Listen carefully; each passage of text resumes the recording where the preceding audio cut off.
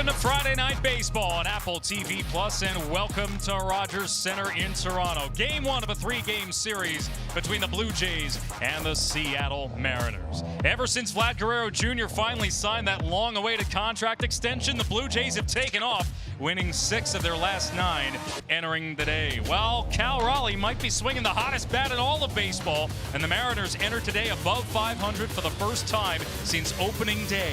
Is their offensive outburst lately a blip or a sign of things to come? We shall see. Hi, everybody. Alex Faust, Ryan Spielberg, Tricia Whitaker here with you. 2 recurring nightmares among Toronto sports fans lately. 1, would the Leafs again extend their Stanley Cup drought? 2, would Vlad Guerrero Jr. go unsigned through the year? At least one of those nightmares is over. Yes, thank goodness. Vlad Guerrero is going to be a Blue Jay forever, and hopefully if you're a Maple Leafs fan, that nightmare ends this year as well. I think when you watch Vlad Guerrero, you realize he was carrying the weight. Made his Major League debut at the age of 20. He was born in Canada. Beyond that, he became a 4-time All-Star. Last season, second half, he was the best hitter in baseball. He made a 2021 All-Star game in Denver and became the youngest to win the MVP. He hit the 2023 Home Run Derby, was a champion there, dropping bombs and tanks left and right. And for this young guy, 150 career homers. He's the youngest Blue Jay to do it. We know the pedigree. His dad's a Hall of Famer. Will he be a Hall of Famer at the end of the contract?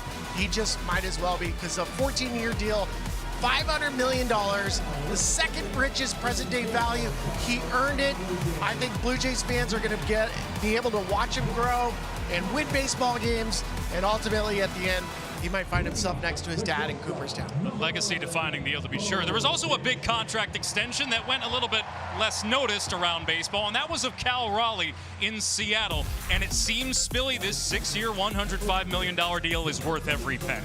And this is really important to a franchise because the backstop is so important. Cal Raleigh is the best catcher right now in baseball. When you're with Joe Mauer, Buster Posey, future Hall of Famer and Posey, Will Smith is a stud, JT Realmuto's a stud, but defensively, Cal Raleigh is a good catch and throw receiver. Number 1 in defensive run save, number 1 in pitch framing runs, number 1 in caught stealing. Last season, he was the Platinum Glove Award winner, and he drops tanks. That's why they call him the Big Dumper. Most homers by a catcher in Seattle franchise history. He hit his 100th this week. He's had a huge week in homers. The Big Dumper for the Seattle Mariners was so important. Speaking of that 100th career homer on Wednesday, it took the second fewest games in franchise history, behind only Alex Rodriguez, for a player to make his debut with the franchise. Just 482 games for Cal Raleigh to hit the 100 homer mark. The Mariners are playing well. The Blue Jays are playing well. We got a great crowd here. Capacity here at Rogers Center in Toronto, and a great pitching matchup. 2 young studs on the mound. Brian Wu for the Mariners takes on Bowden Francis for the Blue Jays. First pitch from Toronto is next.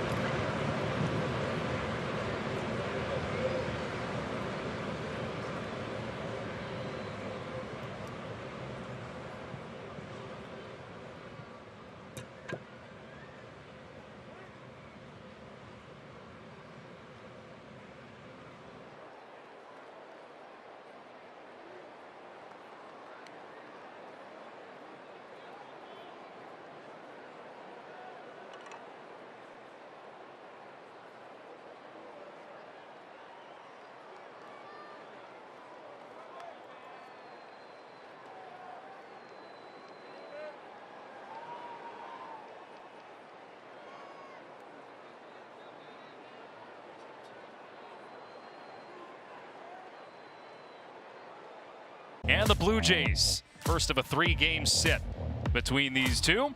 Trisha Whitaker downstairs with more on tonight's starter for the Blue Jays, Bowden Francis. That's right, Alex. Bowden Francis is a guy who lives his life with purpose and lives a very deep, purposeful life and very spiritual. He has taken the mound for the Blue Jays tonight, and one of the things that he does every single time he takes the mound is he writes his mom's initials on the mound. His mother passed away in May of 2014 to cancer. Then he kisses his right wrist and looks up to the sky because he knows that she is always watching him. He also never wears sleeves when he pitches with the purpose of showing off the tattoos that he got to honor her. Before the 2024 season, Francis also ordered his white Nike cleats. They were a little bit dull. They were just white. So instead of spending a bunch of money getting them custom designed, he had his 3-year-old son paint them for him. He said, listen, I just gave him 3 different colors of blue and had him go at it. He told the media, I just feel like I'm carrying my son with me, and he can see them,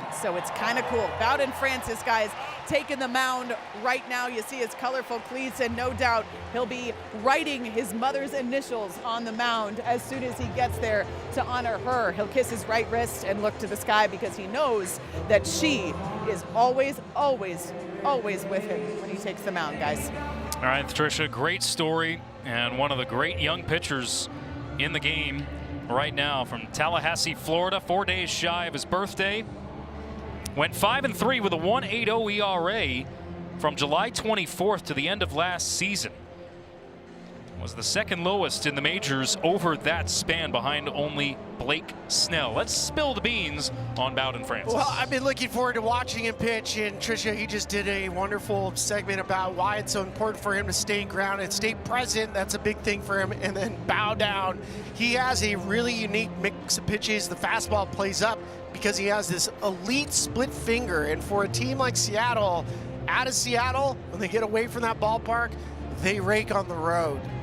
It's been a much better hitting team in all facets away from their home ballpark. Let's take a look at the starting lineup for the Seattle Mariners, presented by BetMGM. Mariners featuring Cal Raleigh, 10 homers in 20 games against the Blue Jays, 7 in his last 10 regular season games here in this building, as we talked about in the open. 6 home runs his last 6 games entering tonight's.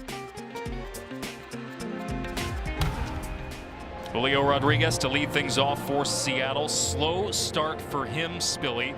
And he's had slow starts in the past. There is a little bit of concern here with how things have gone to begin the season. 1 for 6 yesterday, hitting just a $187 on the season. An up and down year last year, struggled with his timing. They're hoping he can turn it around soon. Well, I had a chance to spend some time with Kevin Seitzer and Edgar Martinez, guys that were, bringing this old school approach. We saw in the second half of the year last year for the Mariners, they bought into what Edgar was teaching. You can see Julio with Edgar. There's a real connection between these two guys. Just give him time. Julio is a stud. Ready to go here in Toronto. The Mariners, who have won 3 consecutive series entering today. They've won 6 of their last 7 games, including a big comeback victory in extra innings yesterday in Cincinnati. First pitch from Bowden Francis misses inside. We're underway. Well, I like these two teams matching up because there's definitely an out-of-division rivalry between Mariners and Blue Jays. You go back to the postseason. Also, if you go to Seattle, a lot of friends and family from Vancouver, they root on the Blue Jays. There's just a friendly rivalry that both teams recognize and acknowledge. 2-0 here to Rodriguez. We welcome those of you watching live on X. We'll have this live stream up for the entire first inning of tonight's game. Rodriguez smokes this ball to short. Bo Bichette is there. 1 gone. Well, the pitch arsenal for Bowden Francis, StatCast is powered by Google Cloud. It's a fastball split finger mix. The fastball uses it 57% of the time, the splitter 26, and then a curveball. So you'll hear me talk a lot about front to back, about how it's harder and harder to hit when you can't tell the difference between fastball and the split finger. It allows the fastball to play up. So you'll see a lot of awkward swings on his fastball.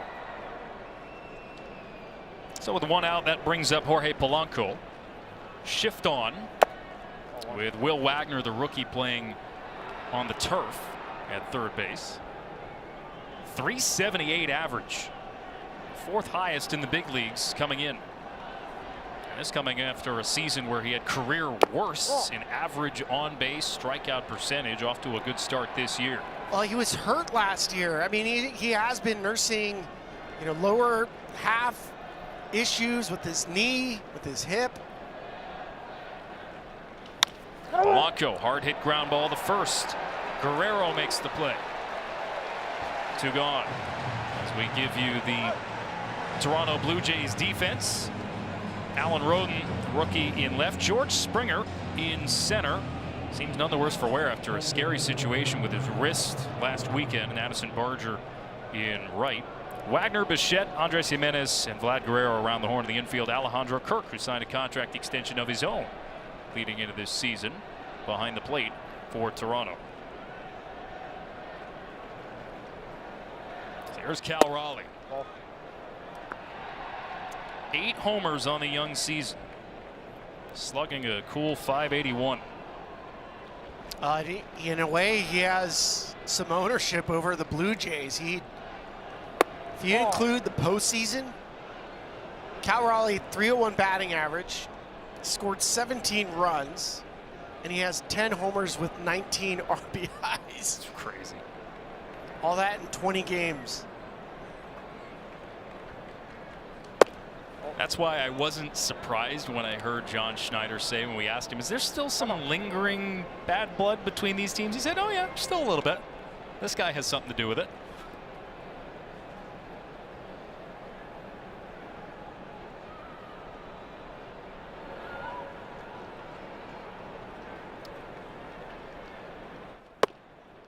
Strike. Bryce Miller, who started Wednesday for Seattle, joked that he should have waited until the torpedo bats arrived, which he's using right now, to sign an extension. He might have gotten a few more dollars on that contract. Started using it last Friday when they got a shipment in.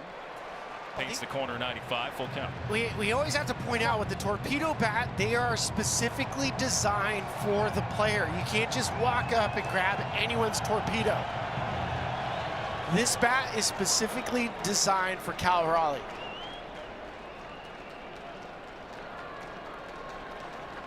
Payoff. Raleigh spoils it foul.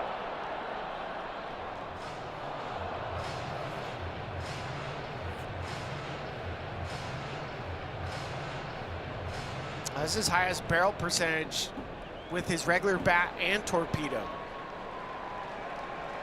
He's just a good hitter.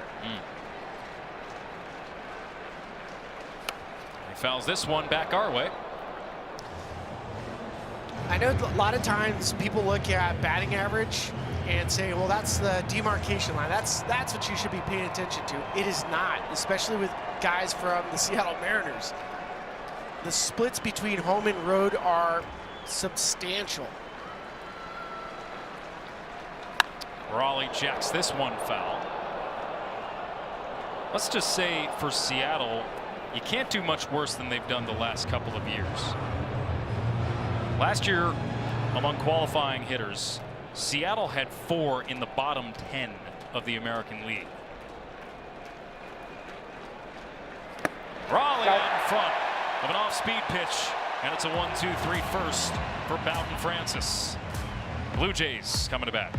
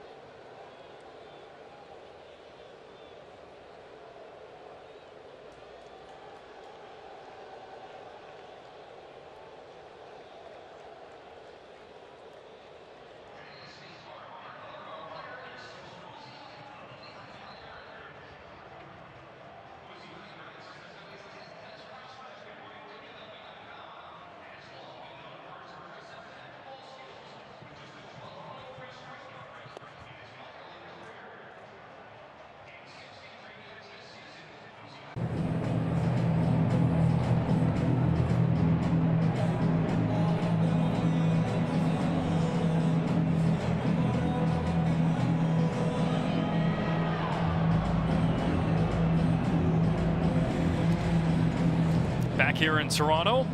Bo Bichette to lead things off for the Blue Jays, who sit 3 games over 500 coming into the day. Starting lineups presented by BetMGM. Blue Jays featuring Vlad Guerrero Jr. Since the start of last year, .322 batting average at home. That's the 5th highest in baseball. The minimum of 300 plate appearances. He'll face Bryan Woo, making his 4th start of the season. Strong outing last Saturday against the Texas Rangers, who lead the American League West. Just 1 earned run on 6 hits and 7 strikeouts in that outing as Bichette digs in. No homers his last 50 games. Longest home run drought of his career. That's the amazing part about the Blue Jays so far. If I told you between Bo Bichette, Vlad Guerrero, and Anthony Santander, they'd have 3 homers between the 3 of them and have a winning record, you would say what? No way. No way.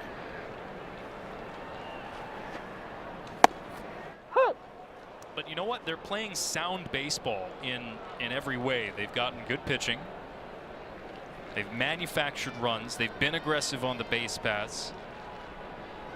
And then once these guys start slugging, well, that's just an added bonus. And all of a sudden, look out. That was the idea for the Blue Jays coming into the season, right? Is that, okay, they're pitching on paper solid. Defense improved up the middle for John Schneider's club. And then all you have to do is get the off-field business done. And this team should contend in what everybody expects to be a pretty wide open American League East. There's a base hit for Bichette, who, despite not having a home run, is 2nd in the American League in total hits behind only Aaron Judge. Let's spill the beans on Bryan Woo. Well, I think when you see Bryan Woo, you got to realize he's a wheeling, dealing son of a gun. If you love Rick Valera like I do, an extended stay.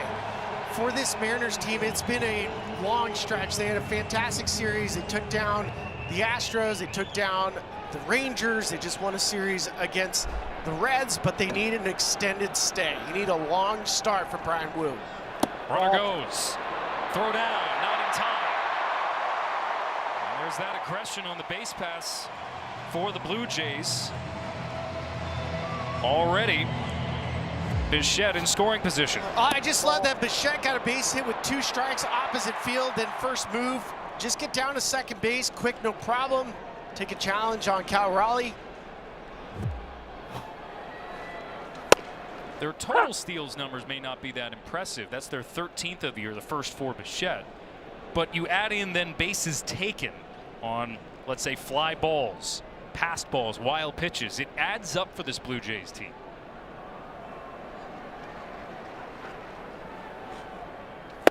Oh, no. High and tight to Guerrero, 2-1.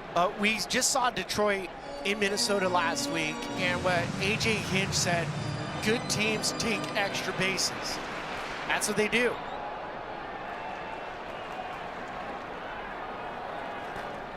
Guerrero smokes one to first. Tellez bobbles, drops it, but it was hit so hard that Woo had plenty of time to scamper over and cover. Bichette moves up 90 feet. Okay, so the first 2 hitters are superstars. Vlad Guerrero is hitting behind the runner to make sure that Bichette gets to 3rd. And Rowdy, I mean, this ball off the bat was squared up. It's 112 miles an hour, so it's not like it was just trying to ease it over to the right side. I just love team approaches. Right now, Blue Jays have a nice team approach. Infield in for Seattle. And there's a ball hit towards the gap. It will stay up there for Arozarena, who makes the catch, but Bichette tags and scores to give the Blue Jays a 1-0 lead. That's a chef's kiss. That is a beautifully constructed inning. 2 strike base hit to right field. Steals second base first pitch. Hit behind the runner, moving to 3rd, and a fly out for a sacrifice fly. You couldn't have drawn it up any better. That is perfect. Anthony Santander gets an RBI. And here's the cleanup man, Andres Jimenez. Not a traditional cleanup man in terms of slug, but it's worked really well, to your point, Spilly, the way Toronto's constructed their order to manufacture runs.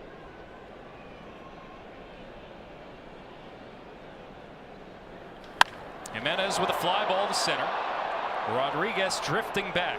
And in front of the track, he makes the catch. For those of you watching on X, switch on over to Apple TV Plus for the rest of the game. 1-0 Toronto after 1.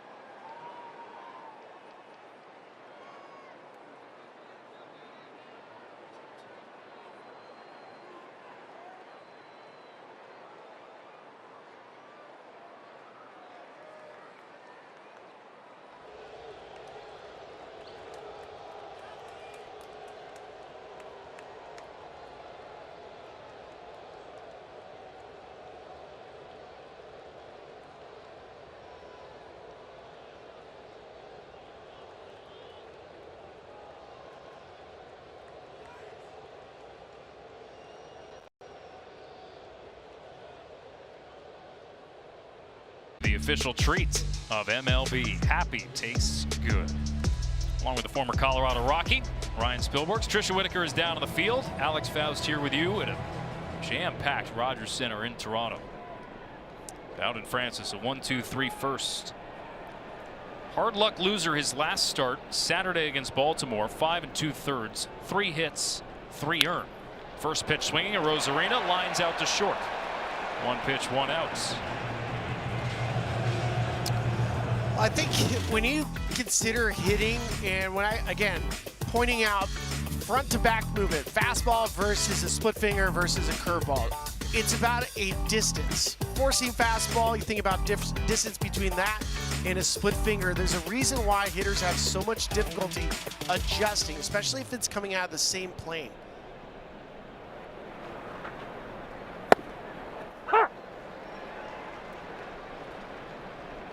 The league is hitting 118 on his split finger because it looks like his fastball out of the hand. Luke Raley's like, ah. And then you get something that rides the top rail and you're jumping out of your shoes.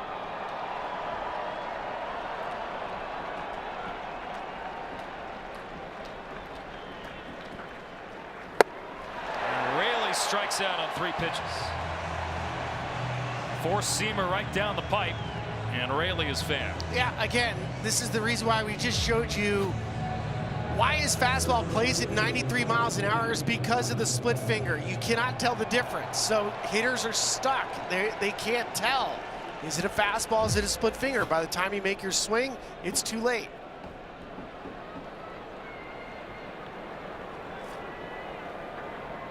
Brings up Rowdy Tellez, who drills one to right field to the corner. Gone! Rowdy Tellez ties the game with 1 swing. 113 off the bat for his 2nd homer of the season, and this game is tied. That always feels good when you get a homer. How about hitting a homer off the guy you were traded for? And Rowdy is like, you know what? I don't even want to see the split finger, so the best way to hit the fastball is hit the first one you see.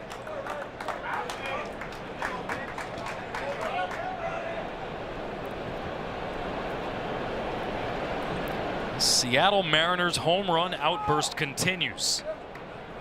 Go back to 2021. Involved in a trade sending Francis to Toronto. For the Seattle Mariners, a team that just has struggled to put together runs in any way. They now have 27 homers as a team this year.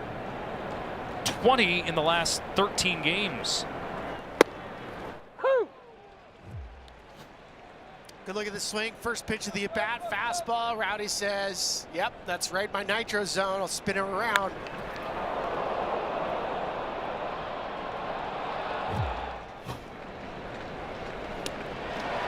How's Mastrobuoni out in front of the split finger. It's 3 strikeouts for Francis in the early going, and 1 hit allowed, a solo homer to Rowdy Tellez.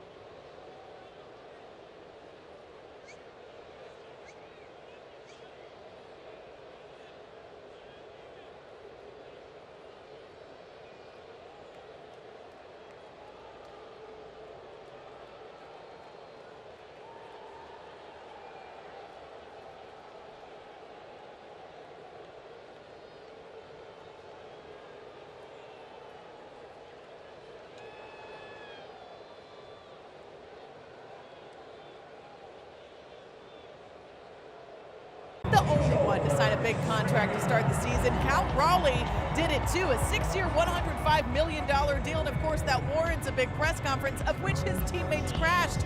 Take a look. Nearly his entire pitching staff showed up in the back row. They started asking questions. Miller highlighted the questioning when he took the mic and he said, so last week we went to a steakhouse to eat and you let Logan Gilbert put his card down. He said, I was wondering if you plan on reimbursing him. And Cal Raleigh responded with, well, the deal wasn't done yet. And then he said, no, I'm not going to reimburse him. He still owes me a few more for some dirt balls I've had to block for him. So guys, I know, Philly, I knew you'd like that one. But it was a fun press conference, and it, of course, was the 5th largest contract for a catcher in the majors. A big deal, of which his teammates decided to poke a little bit of fun at, guys. I don't blame him. I love that his mom, when asked about his nickname, she says, it stinks. She was asked about it again this week, and she still doesn't like it. Pitch is popped up by George Springer, and Raleigh unable to reel it in. It's a tough play on the run.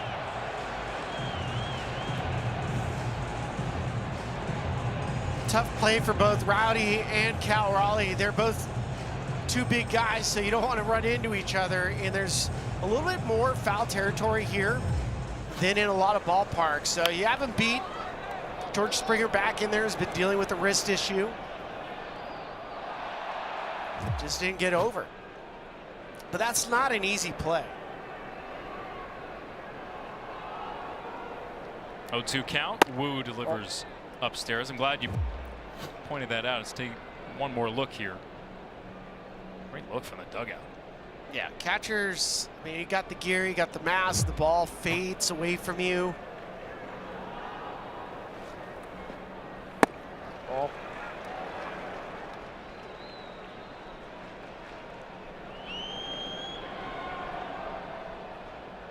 George Springer, you mentioned the wrist issue he's been dealing with. Actually, kind of a scary scene last weekend. Springer with a ground ball single up the middle.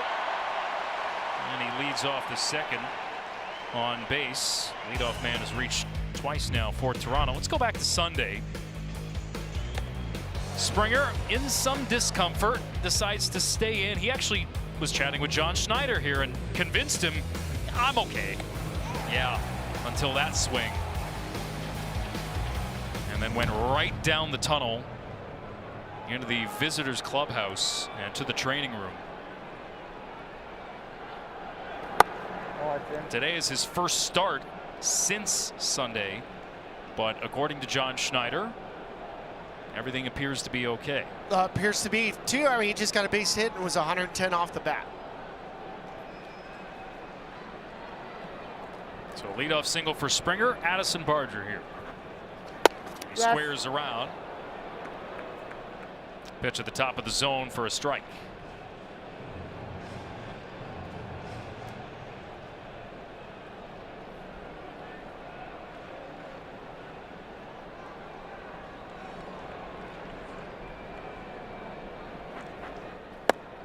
Woo! 1-2.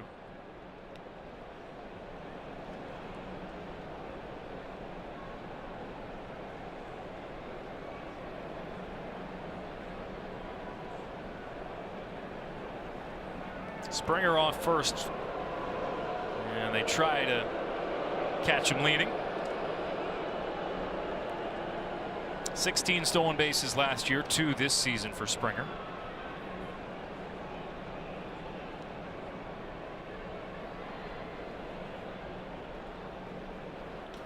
Barger, high fly ball, deep right field to the track, and in front of the wall, Raley makes the catch. Sounded good off the bat, but clearly didn't get all of it. Didn't get all of it, but that's also part of Bryan Woo's fastball. I mean, he has this exploding fastball, throws it at the top rail, just got in.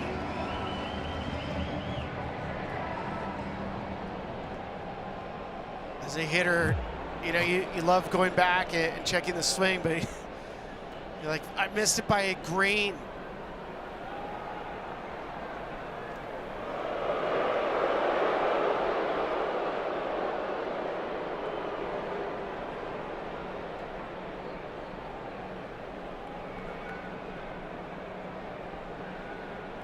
Chatting with him in the dugout. You don't have to hear what they're saying to just get the gist of, yeah, you almost clicked them. Yeah, it's the worst. Like, who cares? Alejandro Kirk here. It's another catcher that received a big extension. Carry him through 2030. Oh, turn. As Woo tries to dot the corner and misses. Not by much. Bryan Woo was born in Oakland. He played at Cal Poly, so I'm always a big fan of the Big West.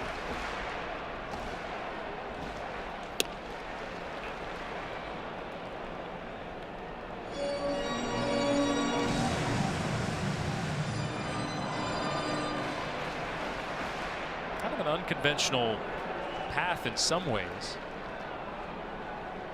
25 years of age as Kirk takes strike 2. Woo didn't get a call earlier. That one called a strike. Well, these are the two best catchers and receivers in baseball. Cal felt like he missed one earlier, and then he ends up stealing it back late.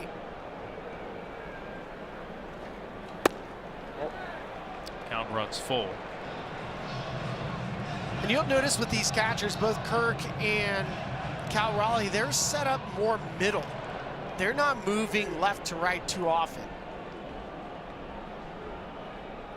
Ball 4. That's ball 4. Springer was taken off on the pitch. but Kirk draws a 1-out walk. So to the point with Cal Raleigh, big body guy, but he's able to get low. And since 2024, second most stolen strikes in the big leagues. A lot of it has to do with the fact that his body sits in the middle of the plate, and he can move over without having to have these big moves, which can distract an umpire.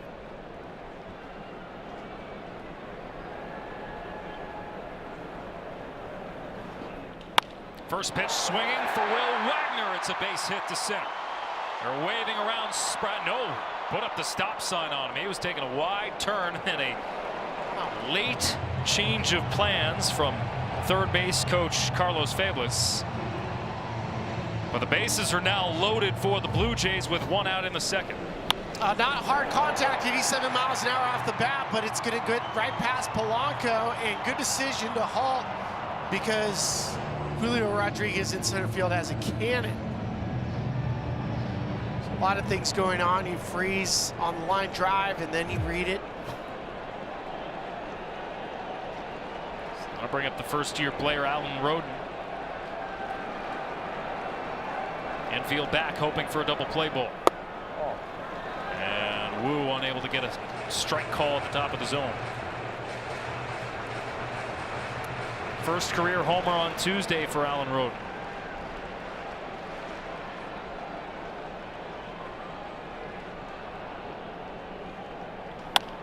Now Roden flies one to left. Arozarena back. Bichette tagging. And he will score, and the Blue Jays have a 2-1 lead on a pair of sac flies. Well, now that we've seen it multiple times, Alex, we came in first week of the season, we saw the Blue Jays, now we're seeing them a couple weeks later. The bottom of the lineup is producing. They are manufacturing runs. It's fun to watch. We've had this 2 sacrifice flies tonight. One for the top of the lineup with Anthony Santander, and then you get to the bottom, and you're still getting a professional at bat. I think I may have said Bichette. It was Springer tagging from third.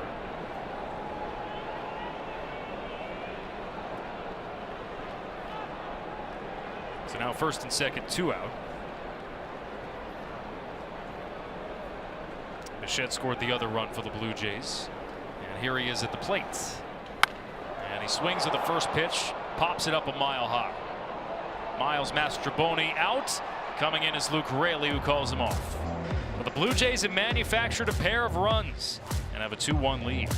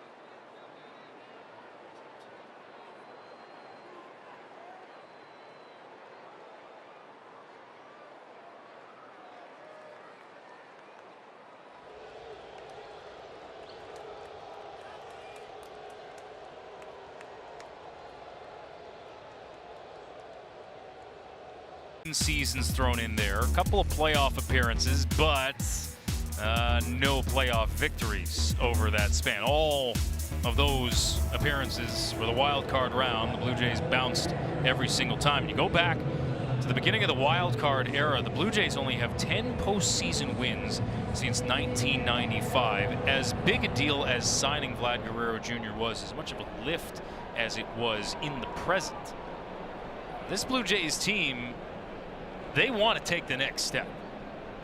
And I think they have the ability to do it. I mean, they've improved in a couple spots. Defensively at second base, huge improvement. Andres Gimenez, I mean, that's one of the best defensive second basemen in baseball. Probably reminds some Blue Jay fans of Roberto Alomar.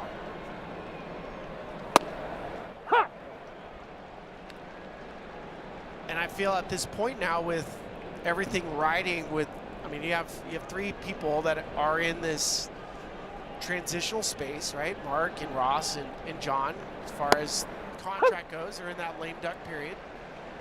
Not that it matters for them specifically, but there's some pressure for this group to win. Bichette's a free agent at the end of the year. Ground ball right side from Ben Williamson. Guerrero off the bag to field.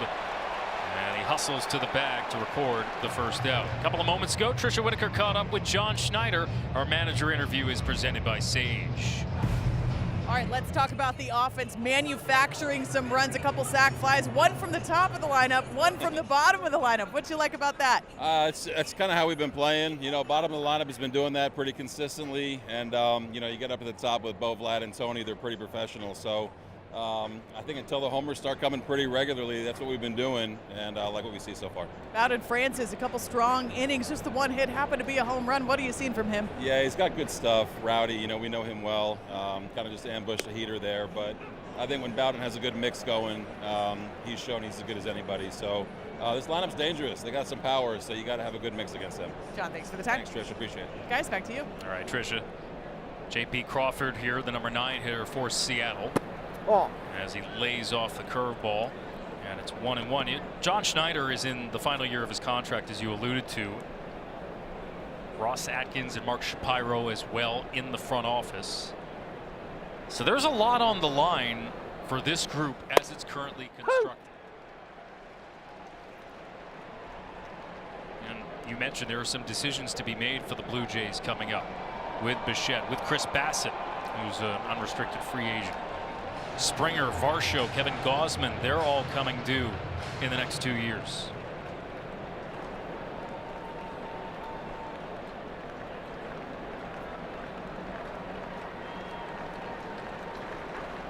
One, two. And Crawford out in front of it.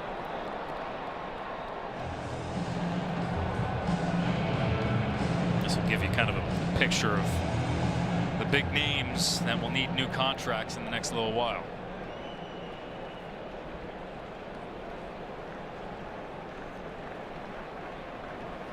Crawford takes strike 3 on the outside corner. There's that splitter from Francis. 2 gone. Yeah, J.P. Crawford doesn't like it, but out of the hand, it's floating.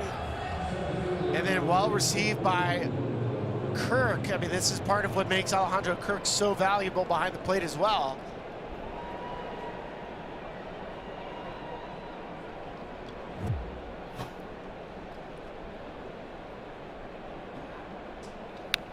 Julio fouls the first pitch back.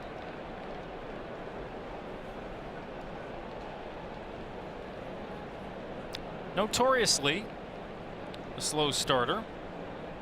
In his career from July onward, he's a 300+ hitter. Former American League Rookie of the Year.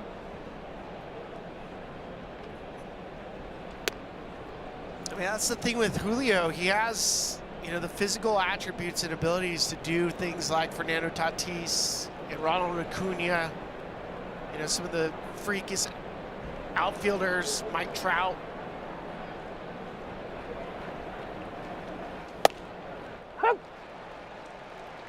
But once you get out to a bad start, then you start chasing numbers.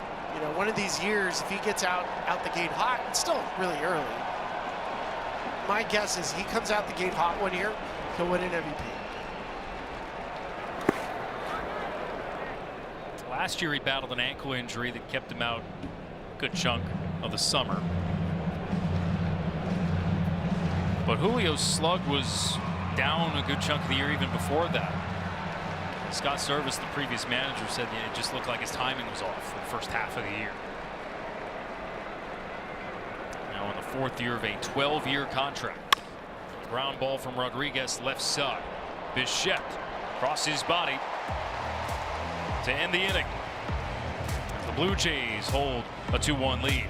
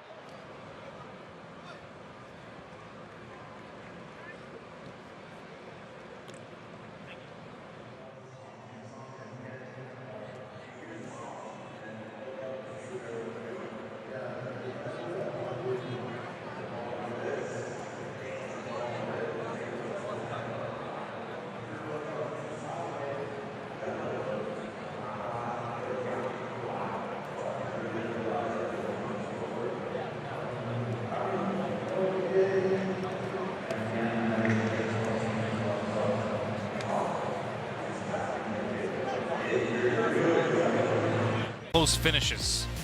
Seattle eliminated from playoff contention late in 2021. Finally got there 2022, but faced these Blue Jays. Got past them in the wild card only to be swept out by Houston. And then last year finished a game back of the Royals and the Tigers.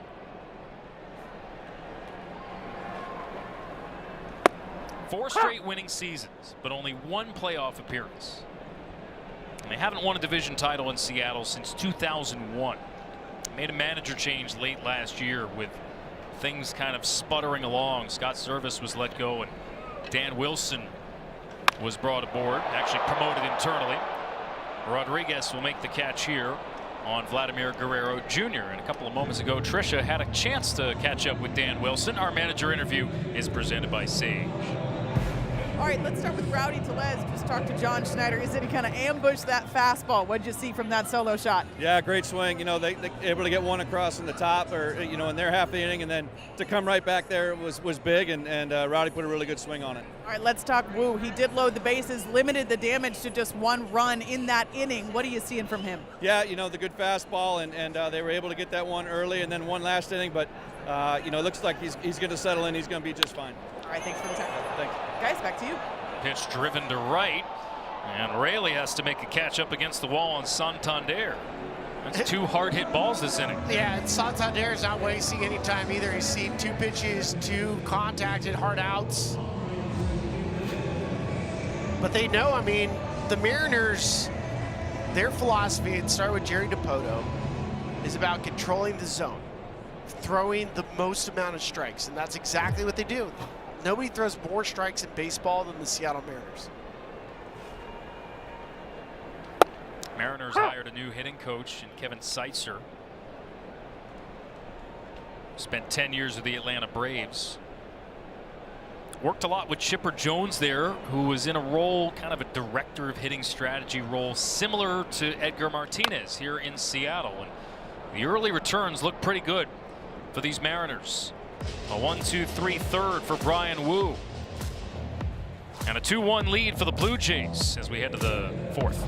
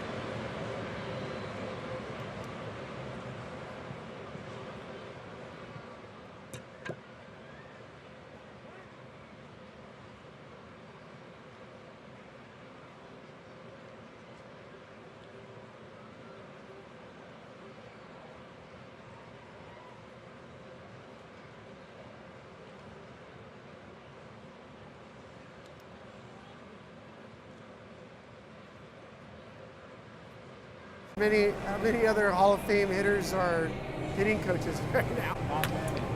But you know, I was with Chipper in Atlanta. I was with George in Kansas City. So I've had access, and George was every day in spring training with us. He was, you know, in the cage every day.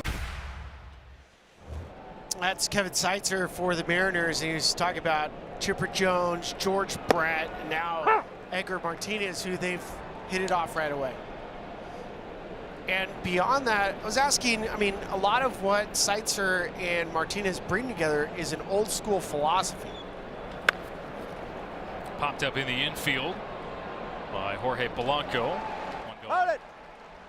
Oftentimes when you hear old school, it means I don't want to hear about your analytics. But that's not true. That's not Seitzer. That's not Edgar Martinez. What they're saying is use the whole field. They understand that slugging, pulling the ball, leads to more homers. However, two-strike approach, staying in the middle portion of the field, allows you to be a much better hitter.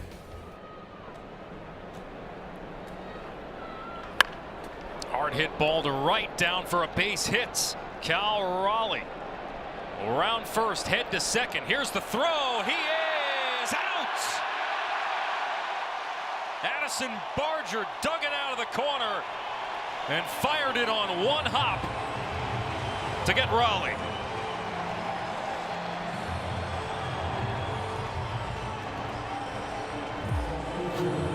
Well, off the bat, you think it's a for sure double, and it should be, but Cal Raleigh, we understand, he's great at everything. Speed's not one of his main attributes, but I love when an outfielder uses the carpet, uses the turf. It makes it easier for the infielder to get the ball and put a nice tag. That's another small thing the Blue Jays have been doing well. They're playing good defense. There was a mistake the other day. Andres Gimenez tried to throw out Gunnar Henderson at home from second, trying to be a little crazy. That happens, but at least the defense has been consistently aggressive. So the numbers there on Barger was pretty good arm strength. 9-6 on the putout after the single for Raleigh. And Randy Arozarena behind a ball and 2 strikes. swinging a good bat. He's driven in 14 for the Mariners this season. That's the most in the team. 6 doubles, 4 homers, including a game-tying homer in the 9th yesterday in Cincinnati that set the table for their extra inning victory. He and Raleigh went back-to-back in the 9th to erase a 7-5 deficit. 2-2 hit him.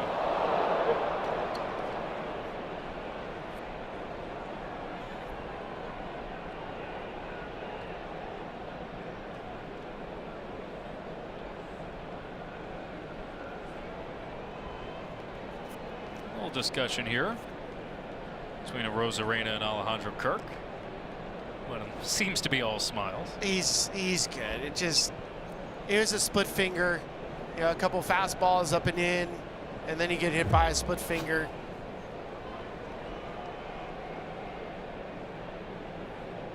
So it caught the elbow, caught the side.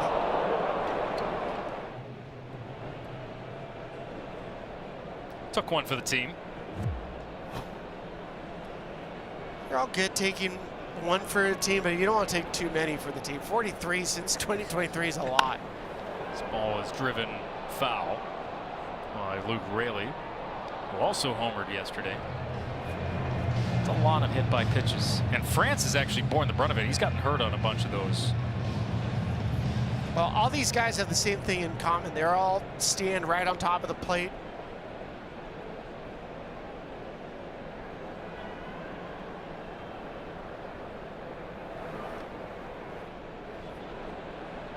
Arozarena is 6 for 6 on stolen bases to begin this season.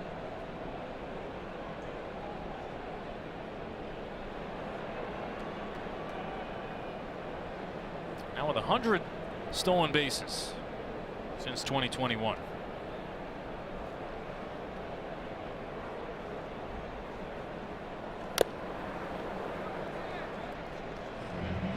Two to Raley.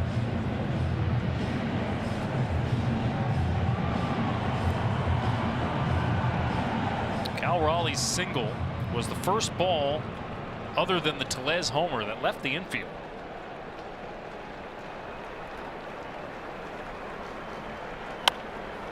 Raley pops this one foul. Take it back to yesterday. High scoring affair in Cincinnati. That ballpark usually plays that way. Jacked this one to right for his second homer of the season. That's the thing with Seattle. When they get on the road, they can do some damage. Arozarena plus from first, and Raley drives this one to right. One hop off the wall. Barger fields, throws in. Raley dives into second. Arozarena's coming home, and they got him in the rundown. Kirk up the line. Arozarena stumbles and gets tagged out.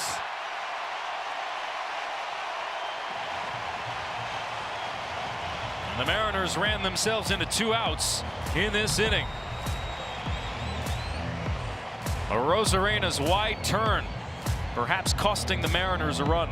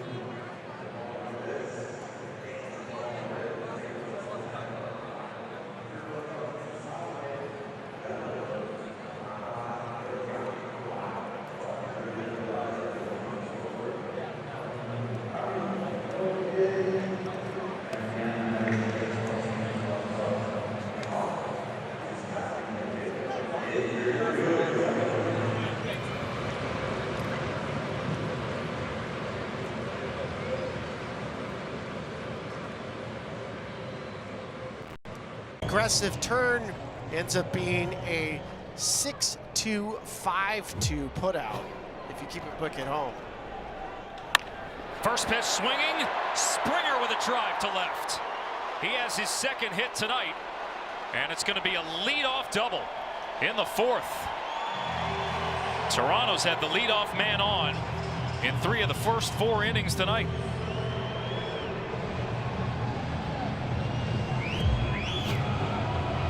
I can tell what the Blue Jays are doing against the Mariners. They know that the Mariners have an elite pitching staff, and they want to throw first pitch strikes. You cannot be afraid to fire off your ace swing early in at bat. You said it before, Spilly. That wrist seems fine. Another first pitch swing. This time, Addison Barger just out in front of it.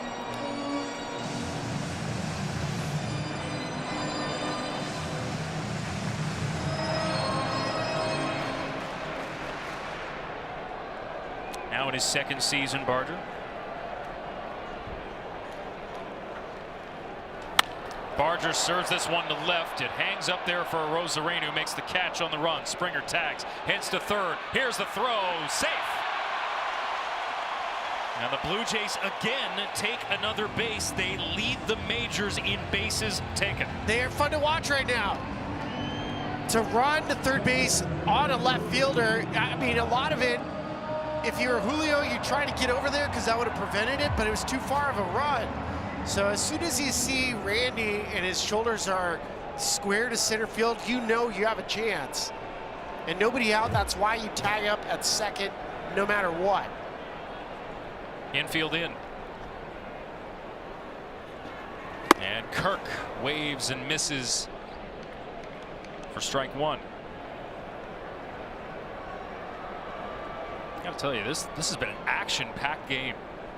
Time out, time out, time out.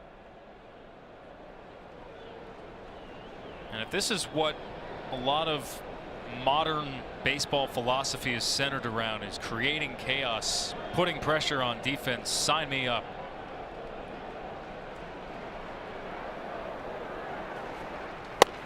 Oh, to Kirk.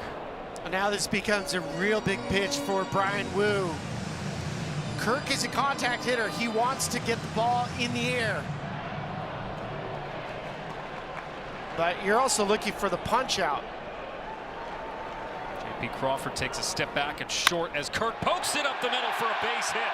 That'll score Springer. And the Blue Jays lead 3-1.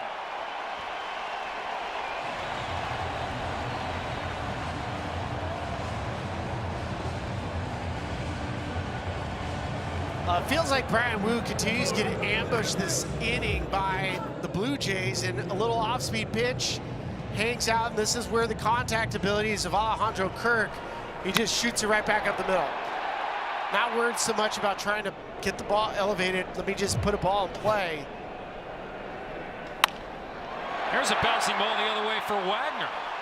And we talk about the Mariners in their change of approach. It feels like the Blue Jays have undertaken a big change this year as well. I mean, Dane Wilson's like, all right, what are we going to do right here? They're going to continue to be aggressive. Yes, the approach for the Blue Jays right now is team approach. A lot more guys, when you get to 2 strikes, cut down your swing, but this is the first pitch of the at-bat.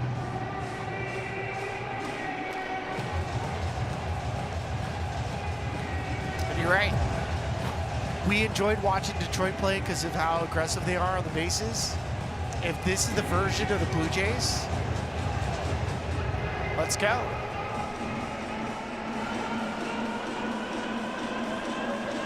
This team was built around slug the last couple of years, but when those numbers dropped off, there wasn't much substance behind it to back it up.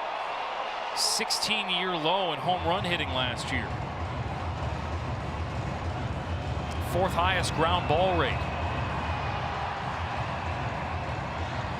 But entering the day with only 3 homers between Santander, Guerrero, and Bichette, this Blue Jays team is putting together rallies, finding ways to win. And they've done it again here in the 4th inning to extend their lead. 1st and 2nd, 1 out. And here's Rodon.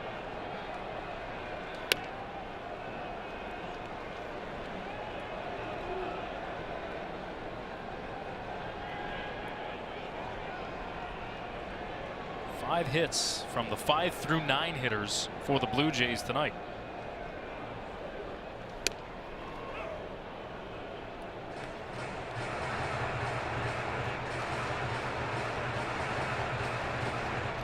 Rowan, the rookie out of Creighton,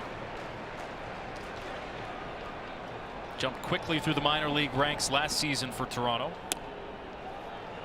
He kind of forced his way onto the opening day roster for the Blue Jays. I think they were content maybe to start him in AAA, and then he hit over 400 in the spring.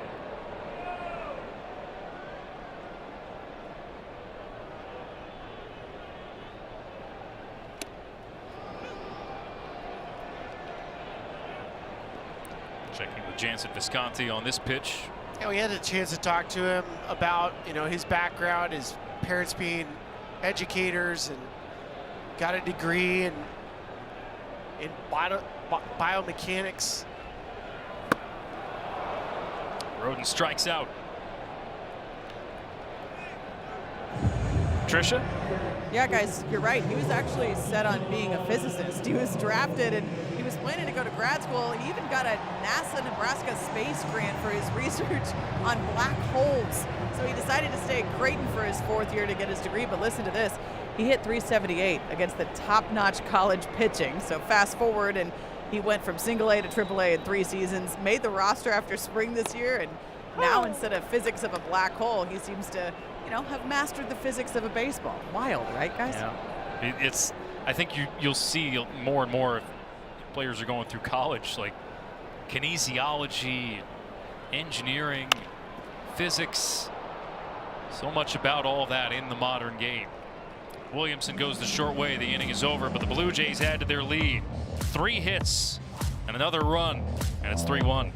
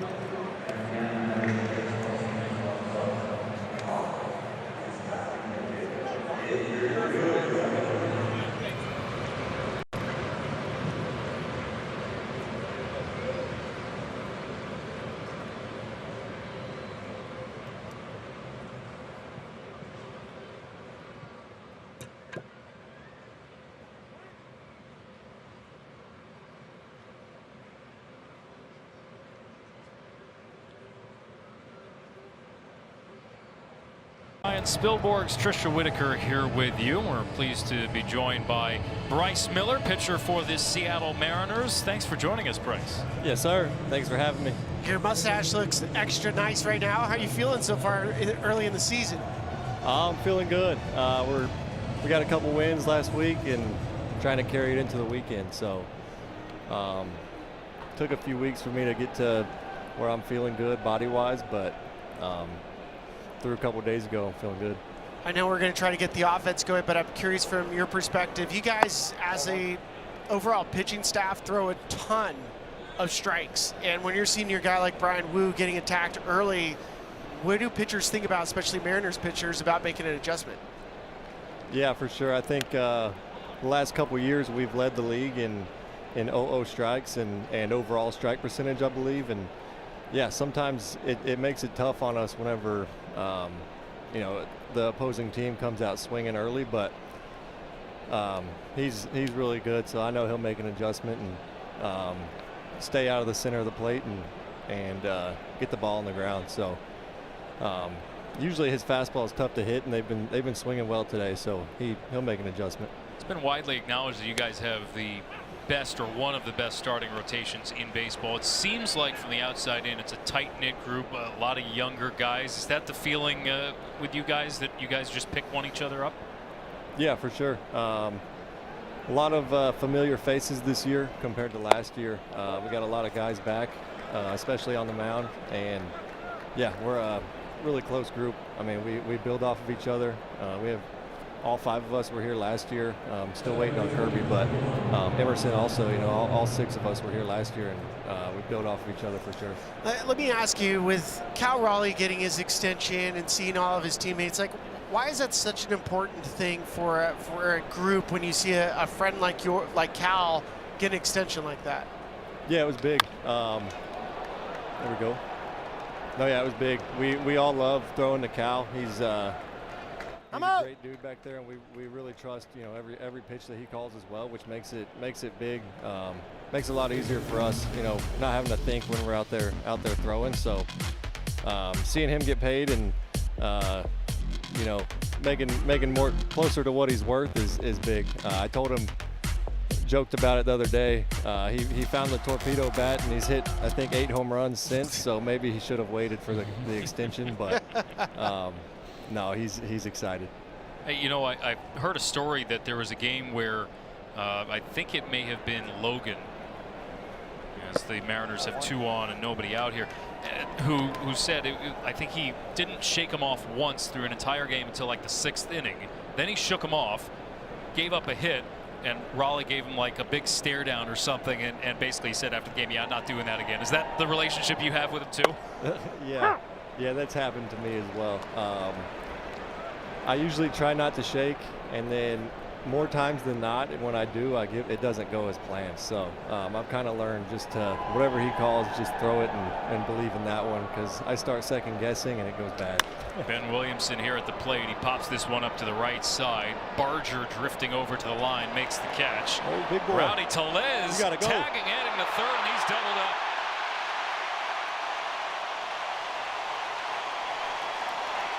Rowdy was feeling a little bit faster than his body was willing to go. Barger just gets right behind it and shows off his arm. That's the second guy Barger's thrown out today. Does a good job. You get behind the baseball, let the momentum carry you forward, and then he uses the ground. Gotta ask you, Bryce, you know, as you're watching these games here, is it as fun from the dugout to watch, you know, a team with an aggressive approach on the base paths as it is for us up here? I mean, both of these teams are going after it tonight. Yeah, for sure. I think that was something we, as an organization, focused on with spring training, and we've been running a whole lot more than we have the last couple of years. So it's definitely fun. It's not that fun as a pitcher when you give up a single and next thing you know they're on second or third. So I don't like it from that perspective. But we also, I trust our platinum catcher back there to throw them out. So. All right. Well, we appreciate the time, Bryce. Thanks so much for joining us here tonight. Thanks, Bryce.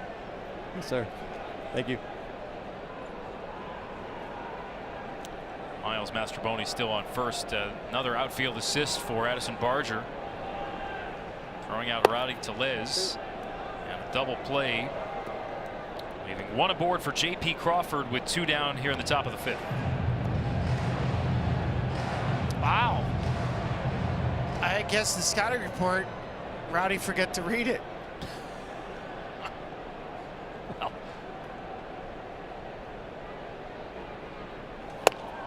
Crawford swings through that. But, you know, I think we've heard from a couple of managers. A.J. Hinch is one of them. You know, maybe that's a poor example there with how much Tellez was thrown out by, but you'd rather take your chances on a throw being offline, or, yes, in his words, if you're barely out, that also meant you were maybe barely safe. That you're barely safe, exactly. I mean, because we know hitting right now is so difficult, constant velocity just pounding guys, you have to be creative in how you're going to try to manufacture runs. 2-2, Crawford stays alive. Seattle's been aggressive in total. They have the most stolen bases in the big leagues right now. 31 of them. 12 Mariners have at least one stolen base this year. Full count to Crawford.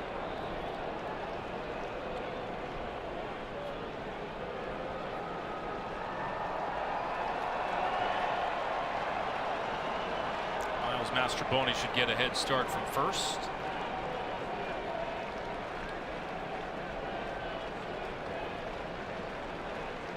There he goes, and Crawford stays alive again. It should also be noted that just in general, the Blue Jays are a very strong defensive club, top to bottom. I mean, they were, a couple years ago, you started seeing, Dalton Varsho, who they're waiting to get back. They were looking for more run prevention, but Andres Jimenez, Vlad Guerrero, Bo Bichette's been really good defensively. Crawford right to first, and there's Guerrero flashing that gold glove. And the inning is over.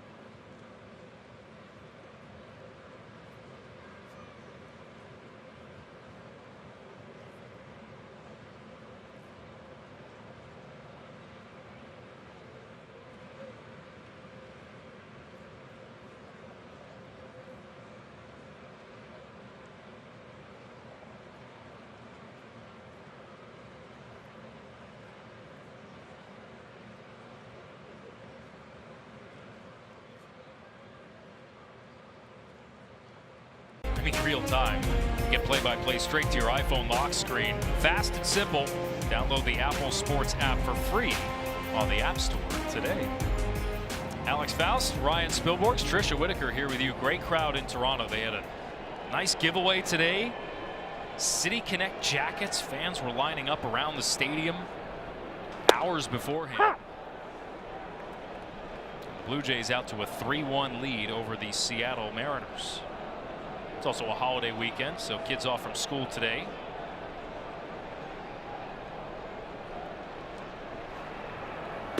All right, so I pointed out earlier, Cal Raleigh usually sits middle because the Mariners will buckshot the strike zone, fastball, use your off speed off of it. But the way that the Blue Jays have been coming after Brian Wu, notice how Cal's moving a little bit more.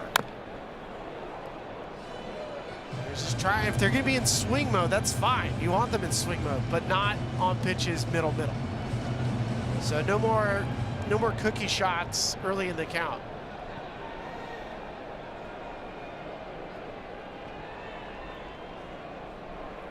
if you give a mouse a cookie. You got to give him some milk. Guerrero over 2 tonight. Talk about the home run drought for Bichette. Guerrero had a 27-game drought until this week. 6th inning Wednesday against the Braves. He had gone 107 at-bats dating back to last season without a homer. Second longest homerless streak of his major league career.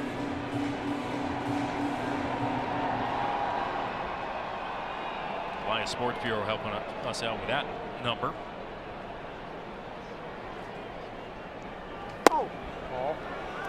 Just misses, full count. The crazy thing is for Guerrero, the first homer he hits off this year is off Spencer Strider, who made his season debut on Wednesday. And the ball he hit off Strider was into the second deck.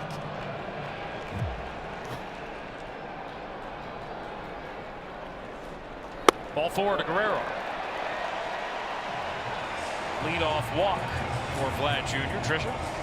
Yeah, guys, I spoke one-on-one with Vlad Jr. before the game, and I asked him which was more of a relief, hitting his first home run of the season and breaking that drought or signing the contract. Kind of jokingly asked him.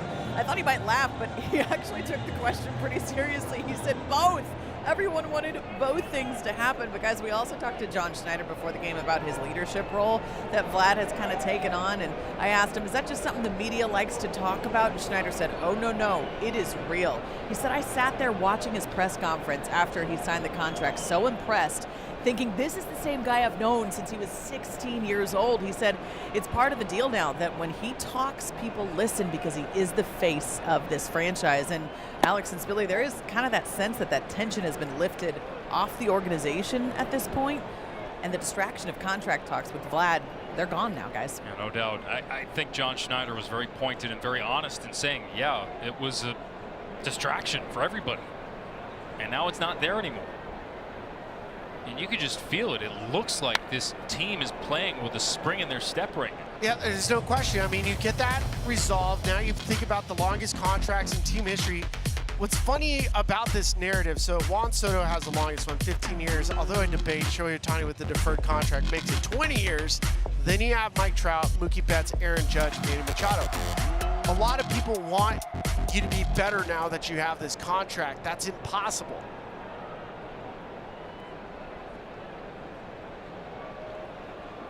Ball 2 strikes to Santander, and he fouls it back. What you want when a contract is given to a player like this, it does take some pressure off the clubhouse. However, the accountability, being on time, being a professional, it cuts both ways.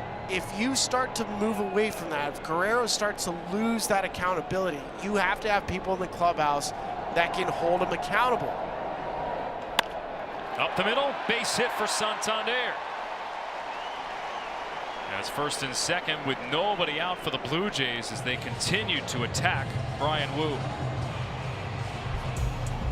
You look at where the Blue Jays rank in terms of payroll.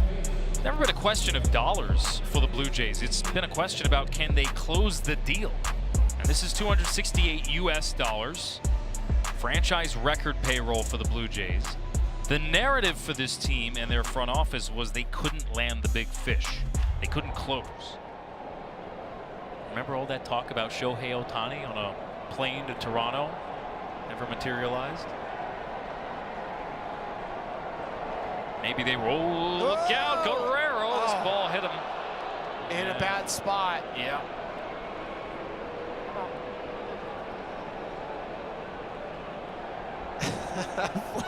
Vlad desperately wants to rub it, but he also knows I don't. That's a bad spot right in the thigh. Upper tuchus.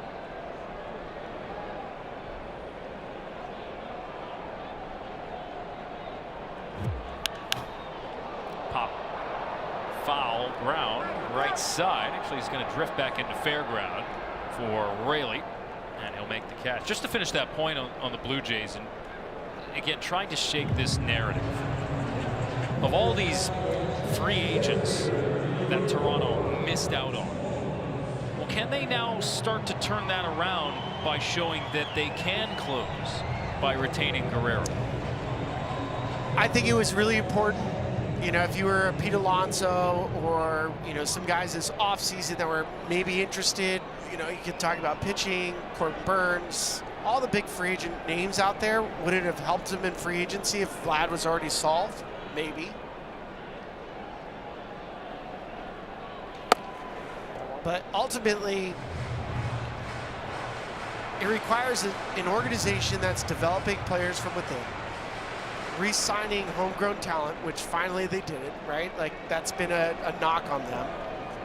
Being able to trade for positive assets and then deploy funds when necessary. You take care of all those 4 things, this becomes a very attractive destination.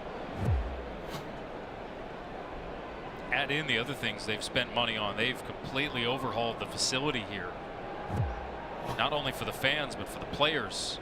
Down underneath the stands here, it is gleaming. One of the best that we've seen in all of baseball.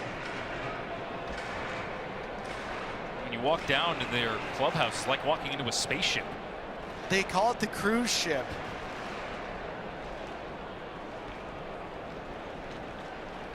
Springer here fouls this back. 2-hit night for George Springer. Can they turn this ship around, as it were? 0 playoff wins for this core, this regime.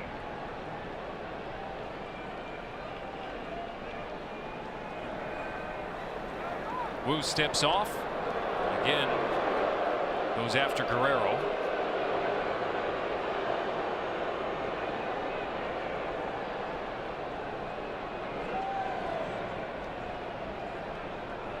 Since winning the World Series last in 1993, Toronto has the 4th fewest playoff victories of any franchise. Ball 10.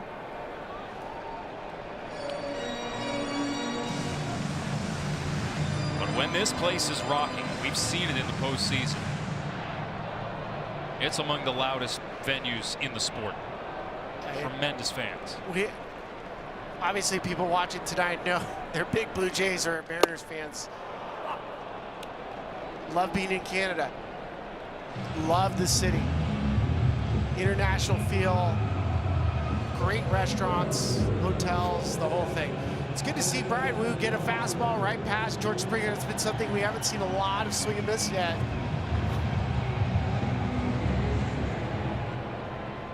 Just the 2nd strikeout for Woo tonight.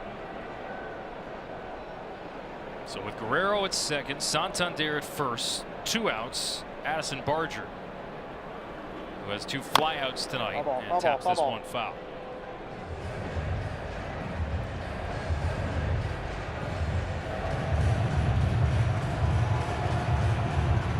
Blue Jays, who scored a run in the 1st on a sac fly from Santander, a run in the 2nd on a sac fly from Rodin, and then strung together 3 hits in the 4th to play the 3rd run. Barger in an 0-2 hole.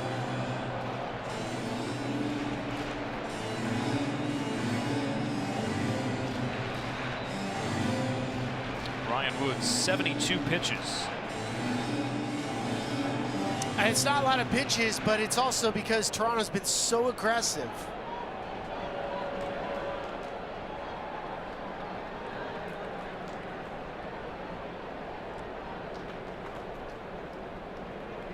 Oh, 2. And Barger smacks it foul. Oh, nice catch. Play.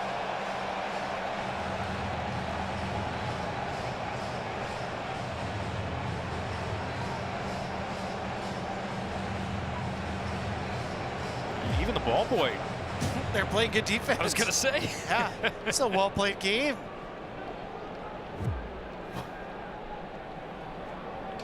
Barger broken bat flare into shallow center, and Rodriguez makes the catch. He and Raley nearly collided. And the inning is over. Leadoff walk and a single from Santander, but they're both stranded. And we're through 5. Blue Jays lead 3-1.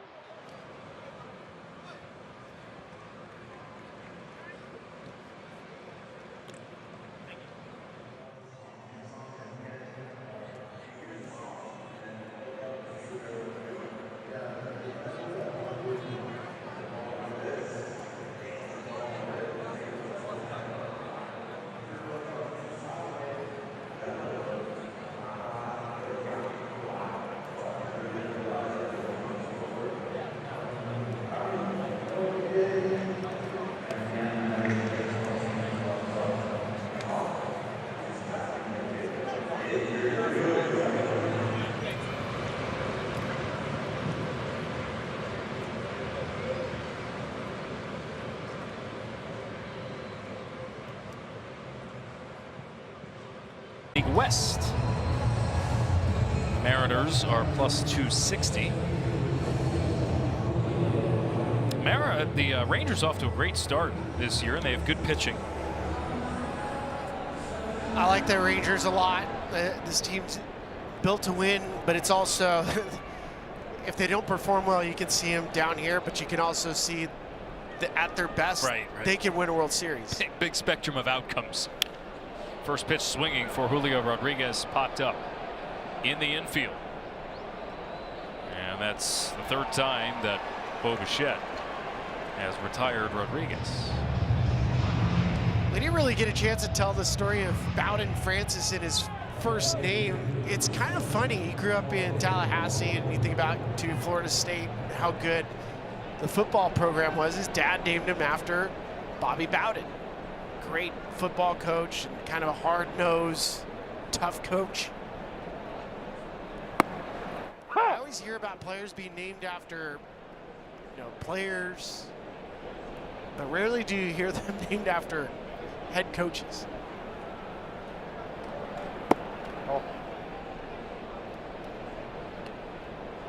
Tallahassee, Florida, and they're hurting right now, and we're thinking of them. What's going on at FSU the last day or so. But Bowden Francis, part of this next wave for the Blue Jays and their pitching staff. Sharply hit ball foul from Polanco. They've got a fairly old rotation with Gausman at the top. Rios has been in the league now 10 years. Bassett at 36 years of age. Max Scherzer is a part of this group. And Francis, who at age 29 feels like the baby of the group. Up the middle from Polanco, a base hit. And a one-out single for Jorge Polanco. Lauren Gardner in the studio. Let's get an update on what else is going on. LG, what do you got? Alex, let's get you out to Arlington. Dodgers Rangers top one. Tommy Edman, just the second pitch of the game, a solo shot off of Jacob deGrom. How about this? Edman tied for the NL lead in homers with 1-0 the score in the bottom of the second. Alex. Tommy Tanks. Tommy Tanks. Wow. Where did this come from?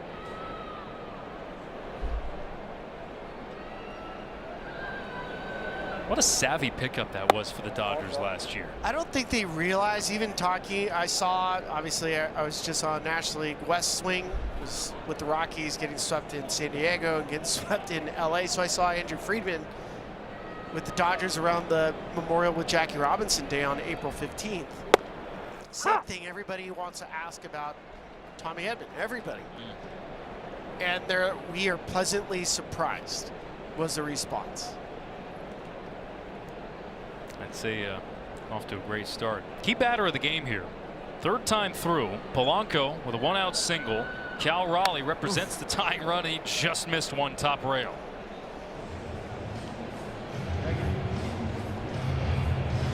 Bowden Francis got away with one.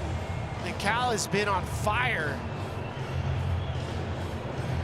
If that pitch was a half an inch lower, this is a tie ball game.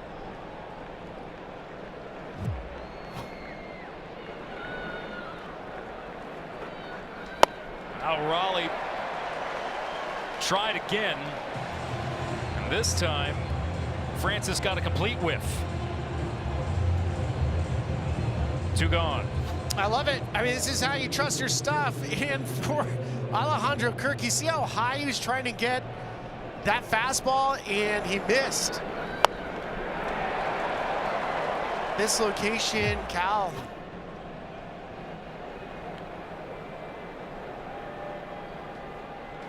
Rosarena on the ground to short, and they'll flip to the second base bag to end the inning. Bichette to Jimenez, and we're through 5.5.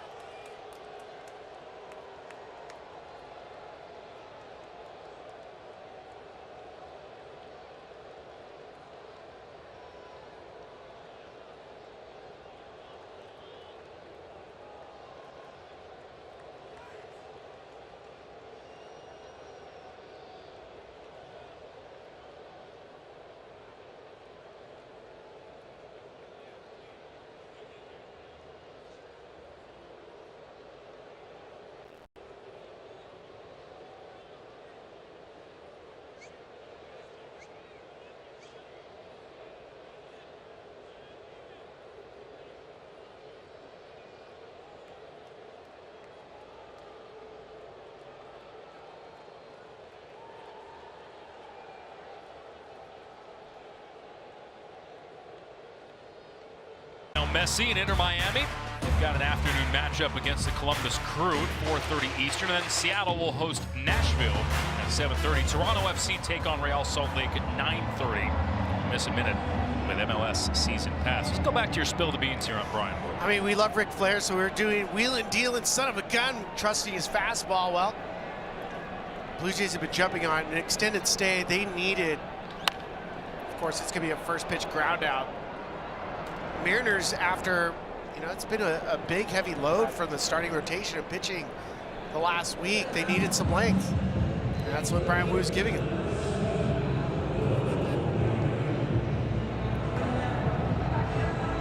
Been a great matchup. It's kind of delivered on what we hoped it would be today.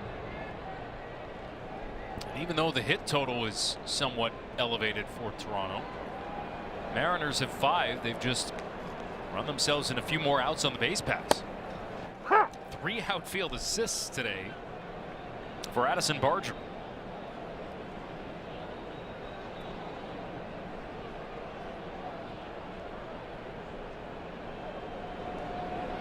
Will Wagner at the plate here. And he held up. And to your point, to getting Woo deep into this game, the Seattle Mariners and their bullpen taxed in the last couple of days. These are the last 2 games. This is the back end of their bullpen.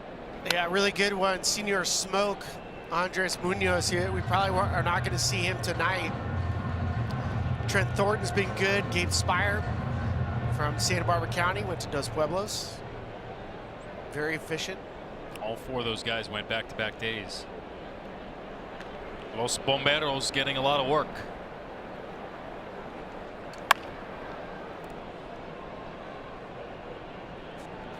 That's why Woo, even though attacking the strike zone, he's given up those 7 hits, but he's at 79 pitches. I've always wondered, Spilly, maybe it's a discussion for another day, but why there isn't more of a focus around baseball to try and get their starters deeper into games by pitching more to contact. I mean, this is, you're opening up a can of worms here. I know I am with you. There's a couple reasons. I mean, pitching to contact is one thing. We do know that a lot more pitchers are pitching to high numbers, so they want to spin it more because it's harder to hit. Putting balls in play, batting average ball plays high.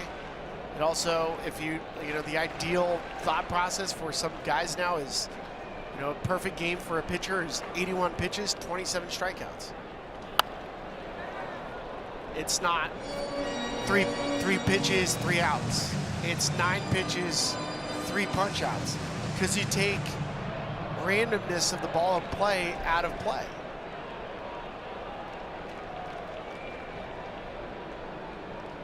Full count here to Wagner. And he's gone. 97. Elevated the fastball, got a chase, and the 3rd strikeout tonight for Brian Woo. StatCast powered by Google Cloud. Let's look at the hits that Woo's allowed tonight. Well, it's been early, so you have 5 on the fastball, you have 1 on the sweeper, 1 on the slider, and for Brian Woo, the 4-seam fastball this year, 206 batting average. You had it with the sinker numbers. The numbers are low. First pitch swinging for Alan Roden, and he flies it to center. Rodriguez is there, and it's a 1-2-3-6 for Brian Woo. We head to the 7th. Blue Jays still up 3-1.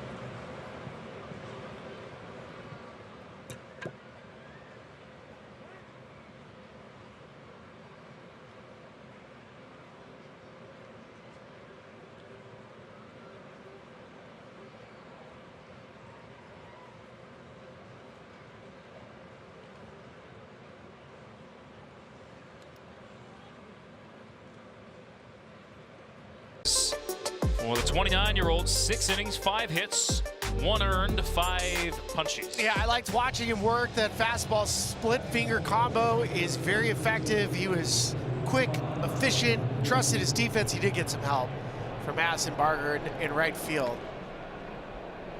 Mason Fluharty will come into the game. Lefty, rookie making his 7th big league appearance this season. Got a pinch hitter here for Seattle as Dylan Moore comes off the bench. He's been swinging a good bat. A couple of homers against the Reds in their 3-game series this week. He went 7 for 14.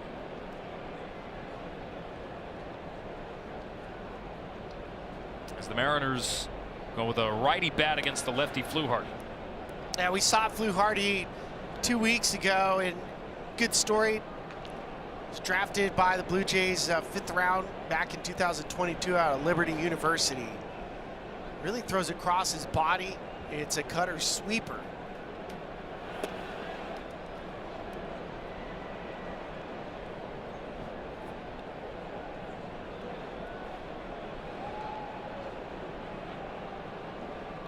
First 3 out of the strike zone for Fluharty. Now keep in mind this Blue Jays bullpen was a major liability for them last year. There's a strike. Off to an okay start this year, but this bullpen last year for Toronto, of ERA that was approaching 5. The worst bullpen ERA for a Blue Jays team in 20 years. So they were bad. Yeah, none of the numbers were good. It's a 5-pitch walk to Dylan Moore to lead off the 7th.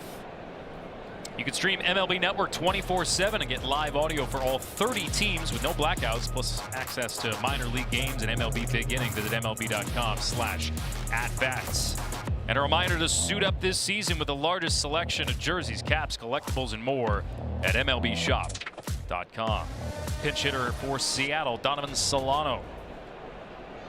Another righty to replace a lefty bat as he pinch hits for Rowdy Tellez with the leadoff man on in the 7th. Well, with Dan Wilson, I was curious to see. I haven't really had a chance to watch him manage. I want to know how quickly he was going to deploy his bench, if there was any sort of changing of the guard. You bring in a lefty, and clearly he's willing to go straight to the bench right away with that portion of the lineup. So Donnie Barrels comes up. You like the calm approach of how Moore got on base? Because you're pitch hitting with this is 5 and 6 in your lineup. This isn't like 8 and 9. Well, a guy with Tellez who scorched a homer earlier in the game. Ball and 2 strikes now to Solano. And we know for the Blue Jays, their Blue Jays bullpen had a day off yesterday. Usually a blow helps bring guys back. So Jeff Hoffman will be available tonight.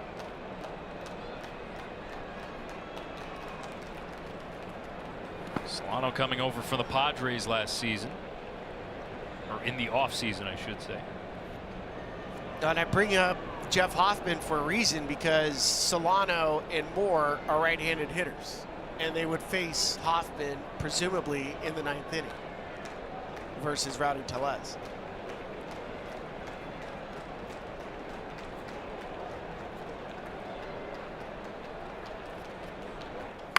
Solano off the hands, right at Jimenez. Time out. Time out. See if they go to the bench again. Looks like they will. Leo Rivas, switch hitting infielder, is going to pinch hit for Miles Mastrobuoni. So 3 straight pinch hitters for Seattle.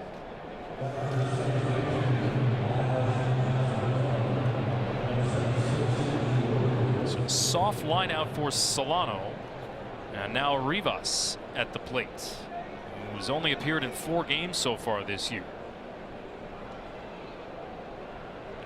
His 2nd big league season out of Venezuela. And we're going to have a quick conference on the mound.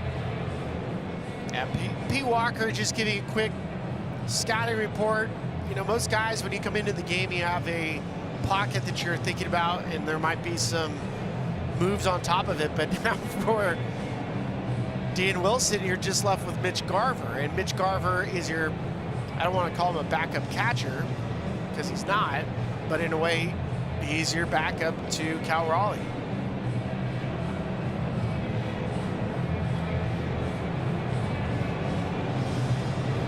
There's the pitch mix for Fluharty. So Rivas spent a little bit of time with AAA Tacoma this year.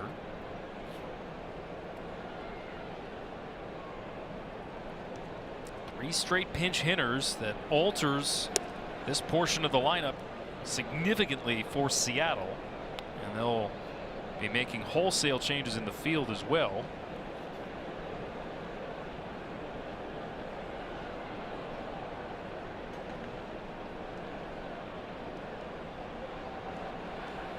Skipped in the dirt, blocked by Kirk. He kept it in front of him. Dylan Moore's at first base with Eric Young Jr. Yeah, this is a dirt ball read, even though you're down 2 runs. You kind of anticipate.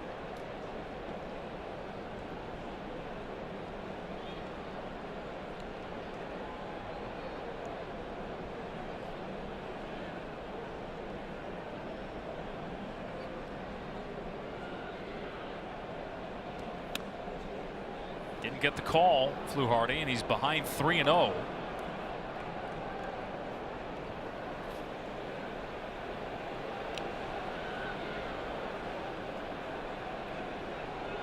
Ben Williamson, the rookie third baseman, is on deck. There's a strike.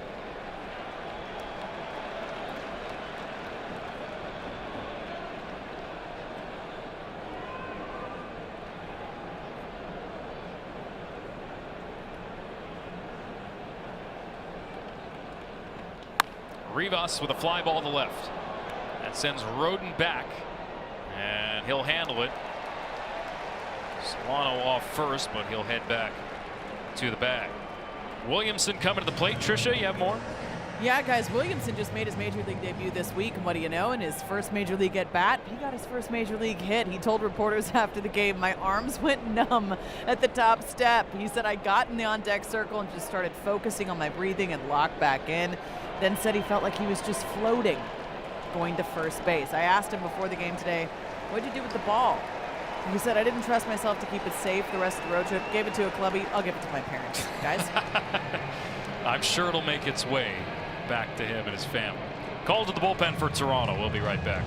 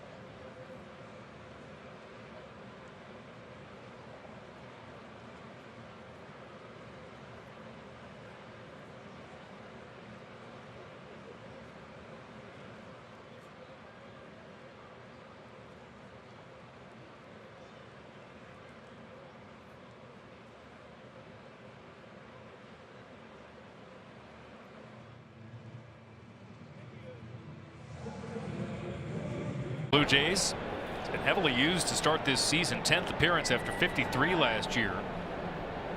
One of their better relievers, as we mentioned, it was a struggle for this bullpen. Last year posted decent numbers. First pitch swinging for Williamson, and he's behind 0-1. Well, as you're watching Chad Green, it was a shrewd move by the Blue Jays a couple years ago to sign him even though he was hurt. His fastball has great life through the strike zone.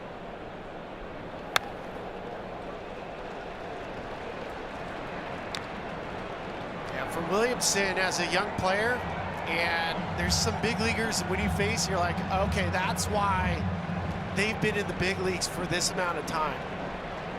Some of their fastball characteristics are just really unique.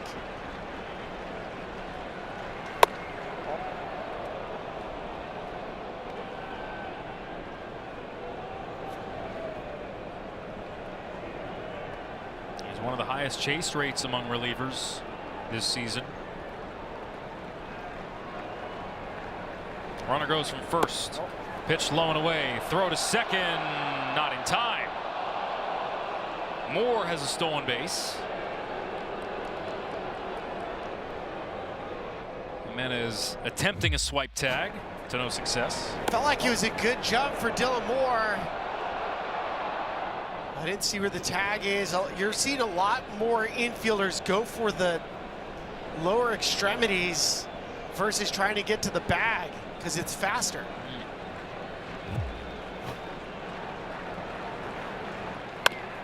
Ground ball from Williamson. Bichette charges, fields, throws in time. And the inning is over. Time to get up and stretch here in Toronto. The Blue Jays lead 3-1.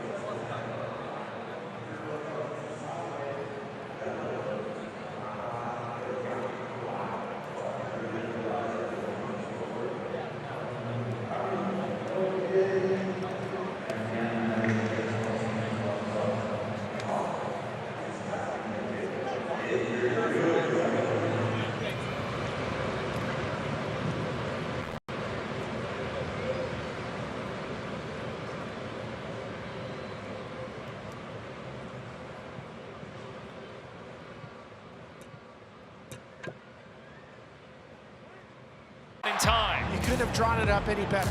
Gone! 113 off the bat, and they got him in the rundown. Kirk pokes it up the middle for a base hit.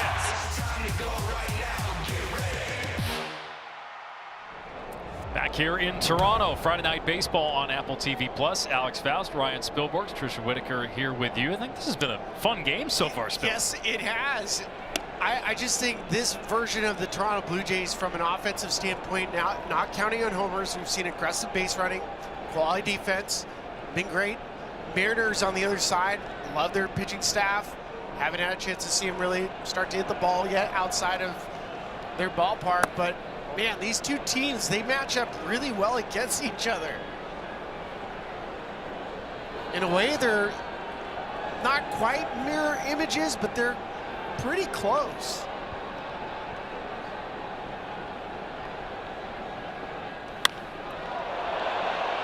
Good foul by Bichette. So the Mariners, with all those pinch hitters, make defensive changes. Dylan Moore remains in the game in right. Solano goes to first. Rivas to second.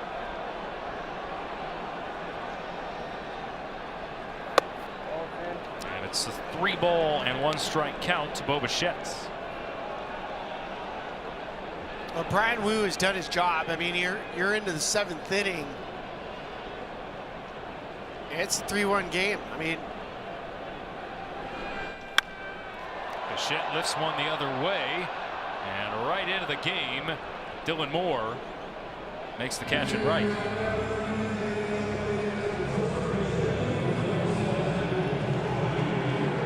I mean, it's all you can ask for, right, for Seattle. We talked about their bullpen situation with where they're at. It's the outs on the base paths that stand up, at least for now, is the difference in the game. Third time through. Bonus hitting 253 off of Woo.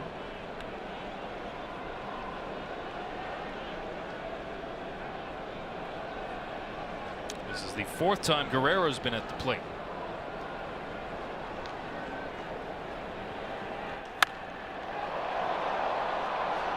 well, part of the reason what makes Bryan Woo so difficult, I mean, velocity is one thing. You hear me talk about extension being another. Also, the release height, where a player's releasing the baseball. And there's a broad spectrum of what works and what doesn't work. Diving play by Williamson at third. He gets to his feet and throws in time. On a hard hit ball from Guerrero. A sparkling play from Williamson, one of baseball's top prospects for that very reason. Yeah, Williams Mary is very proud today watching him play defense. That's the 2nd ball that Guerrero has scorched without getting anything to show for it. I went in the 1st inning. That ball off the bat, 120 miles an hour. Now back this way by Santander. I had to do a double take when I saw that pop up on the screen. Now, you know how much I love numbers and metrics. I do usually roll my eyes when I see some of the numbers off ground balls. Yeah. It was hard hit, no doubt. I don't know about 120. 120 straight into the ground, pretty much. But that's why sometimes, yeah, I agree with you, Spilly. Sometimes these numbers pop up, and we're like, what? Good.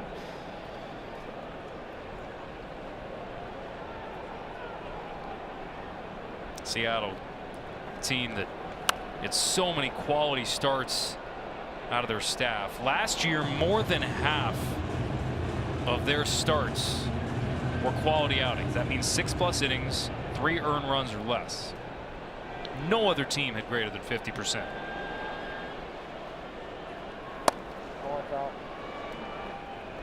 And that goes to that organization-wide approach of pounding the strike zone. Control the strike zone. Bryan Woo has a great photo with a big, beautiful smile, but he has had his game face tonight. And it's a 1-2-3 7th for Bryan Woo. He's been mowing him down. That's 9 straight Blue Jays retired. And we head to the 8th inning here in Toronto. Still just a 2-run game.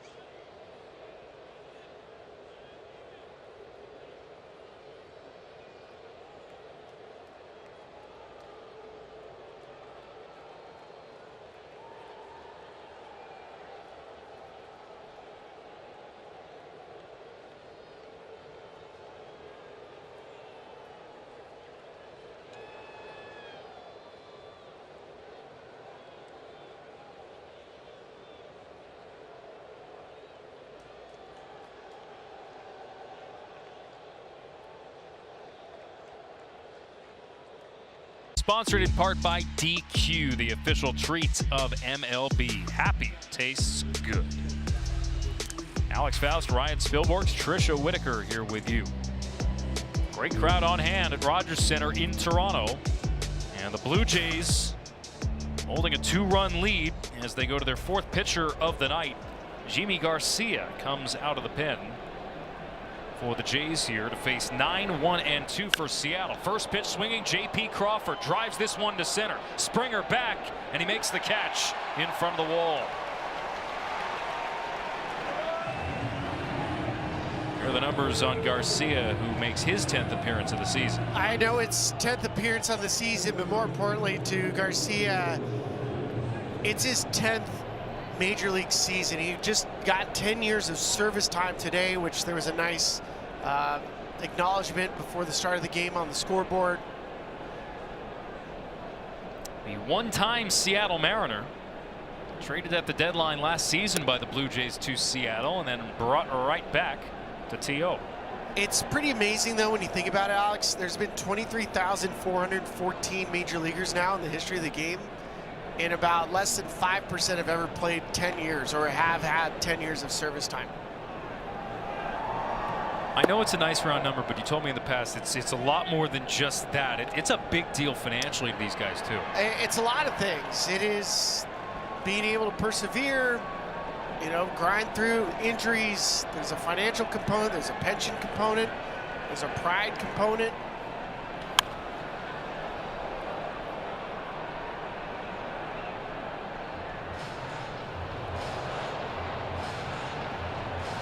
Leo Rodriguez at the plate here.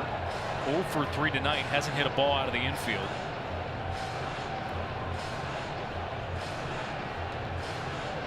They really need to get him going. Yes, they do.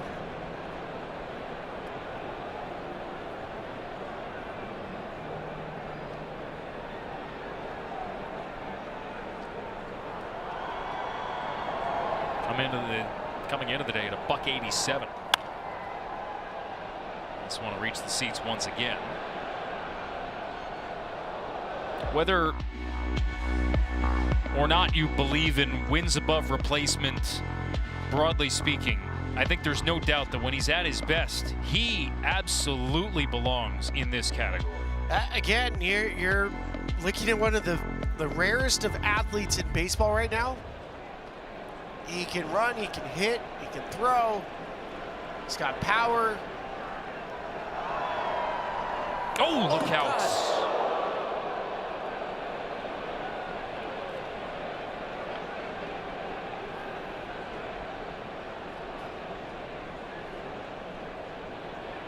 Julio's aboard. That's why you see more and more of these guys wearing those shields in front of their face. Yeah, no question. And Julio does a good job. You want to roll. You want to turn your body away from the pitcher, not move your body in towards it.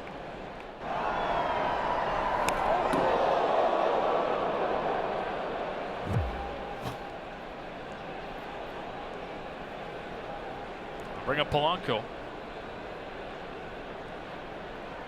See if they activate Rodriguez on the base paths. Well, even the threat of it should give Polanco a better pitch to hit.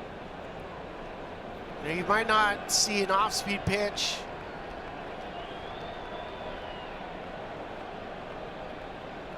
There he goes.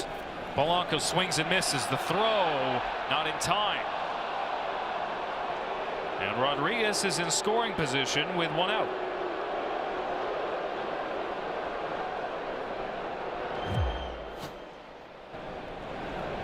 Yeah, you being a little slow. You saw Polanco take a swing at it. Well, they want a challenge. Again, it goes to show you why you're seeing a lot more throws. Polanco's challenging the safe call at second base. Specifically on the second base side, and asking your defenders to get in front of the bag and not try, like you used to see guys sitting on the bag and they're going in front and they're trying to touch a leg because they're hitting them earlier. Play reviews powered by Zoom. One more look. I think he's out. By a fairly wide margin, all things considered.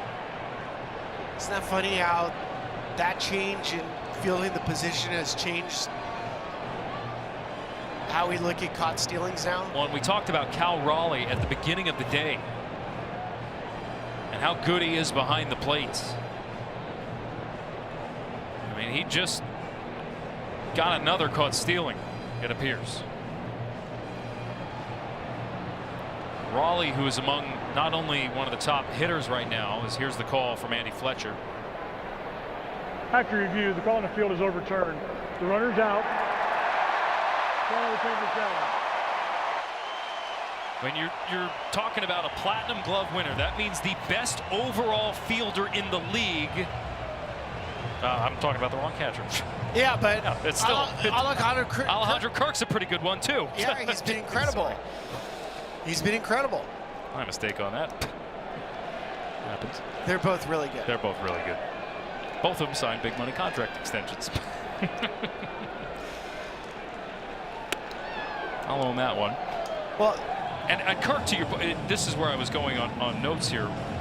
He has the second best defensive run saved among catchers since the start of 2023. Yes, and he's a really good catch and throw receiver. But now the question is, all right, was that a Julio decision? Did Dan give him the green light? Were you willing to put him in motion there? You're down 2 runs. You have Polanco, you have Cal Raleigh on deck. Now Cal Raleigh's going to be in a different spot leading off the top of the 9th. Fly ball to center. Springer is there, inning over. Leadoff man didn't reach. Rodriguez got hit by a pitch, and then he's quickly erased.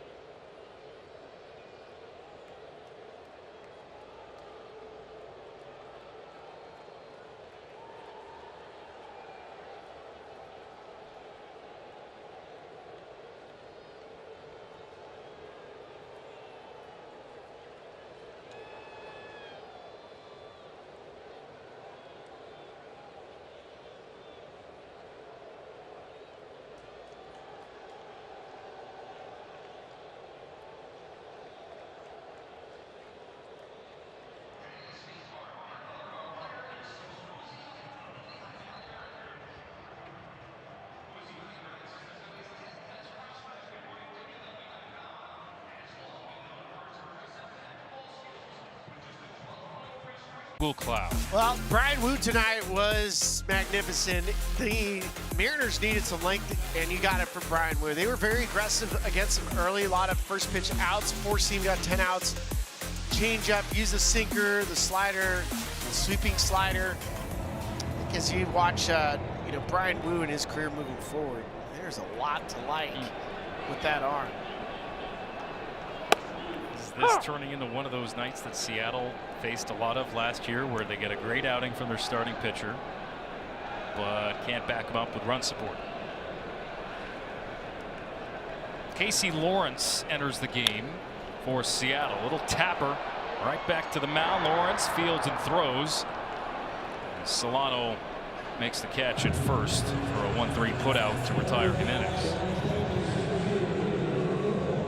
Mariners relievers on the season, 3.71 ERA.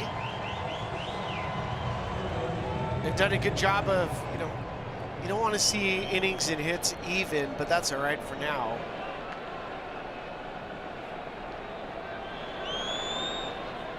Springer now.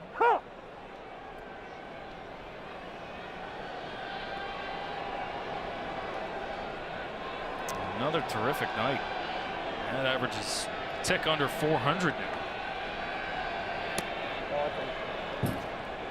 Yeah, they were worried about his wrist. And for Springer to come back, he hit a couple balls hard over 100 miles an hour. The double was really nice. First pitch.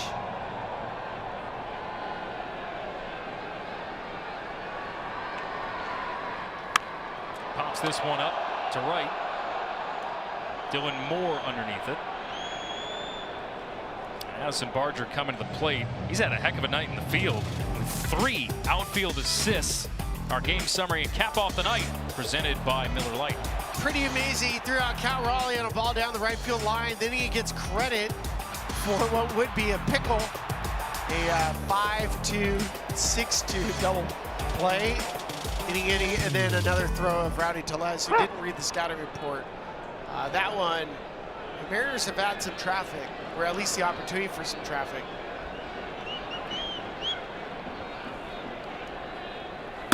Whoa.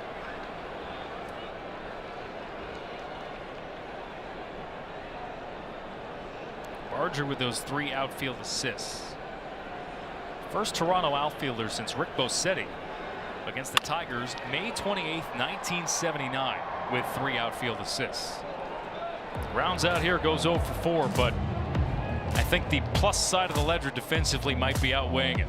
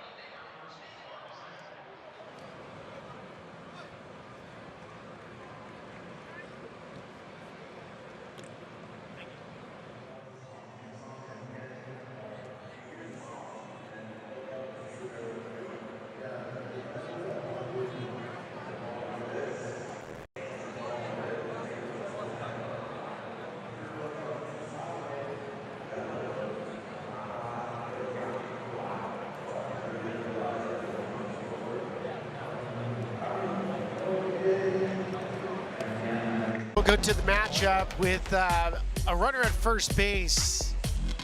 Bowden Francis and Cal Raleigh, they match up and they go all fastballs. He just reaches back, says, you know what? You want a piece of this? And he struck out Cal Raleigh. How about this guy, who when we asked John Schneider about him, he used one word to describe him. Jeff Hoffman, stud. He's been really good for the Blue Jays to start the year. And he faces Cal Raleigh to begin the 9th, looking for the save. First pitch barely misses, a fastball 97 off the inside corner. This is why you can go back and think of the Julio Rodriguez caught stealing. And Raleigh pops this up. Ernie Clement just into the game defensively for the Blue Jays. Makes the catch and a big first out. Yeah, so Cal Raleigh leading off the inning with no chance for real damage other than to be down still a run if you run into one.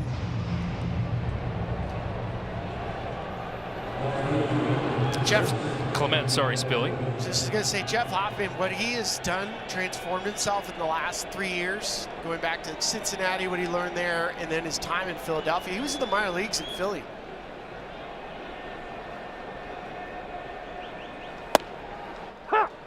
Rosarena taking all the way. You saw the other defensive changes. Straw comes into the game in center. Springer moves to right. Gang tying homer yesterday. Strike on the outside corner. 0-2 quickly to a Rosarena.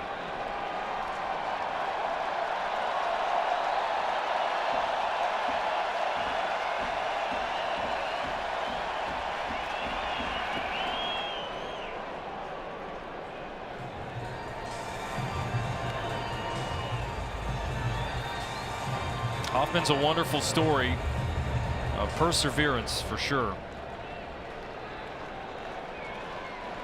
And all the way from the minor leagues, as you talk about, Spilly, to the All-Star game last year. 2-2. This offseason he had to figure out too, because he was he going to be a starter? They were thinking about making him into a starter, or was he going to be a late inning reliever? So he had to figure out how to get his body prepared for either version. And he's back with the organization that first drafted him, the Toronto Blue Jays. He arrived in Dunedin in Florida with the expectation that the closer's job was his to lose, and he did not lose it. He has owned it.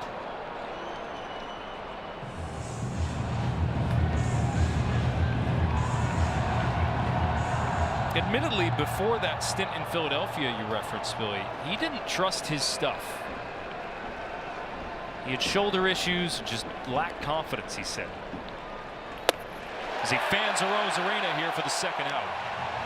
And he said at age 30, when he finally got things back together in Philly, he was the most confident he had felt since college. And look at where he's at now. It's pretty gutsy to throw a 3-2 splitty, but Randy wants it inside. He sees it and then swings right through it. So the Mariners down to their final out. And it's Dylan Moore who entered the game as a pinch hitter in the 7th. And he fouls this straight back our way.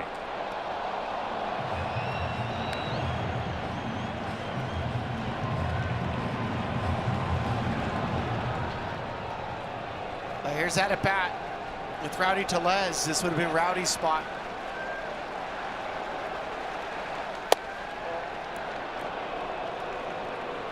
But Dylan Moore also did get on base in his pinch hit at bat, so it's a give and a take. And he's swinging a good bat. Solano on deck if he reaches. Hoffman doesn't get the call there at 97. And the count flips in Moore's favor.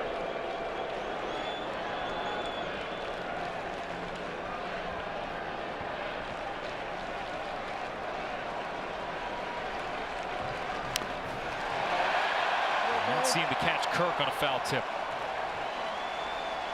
No matter. 2 balls and 2 strikes.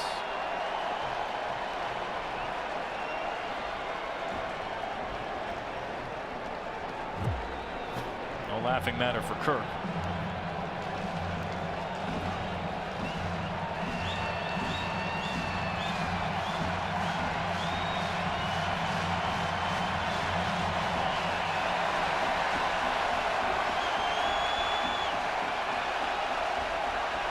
Two. Foul straight back again. Good at bat for Dylan Moore. He's timed him up with the fastball. He's on it. This could be the split finger count.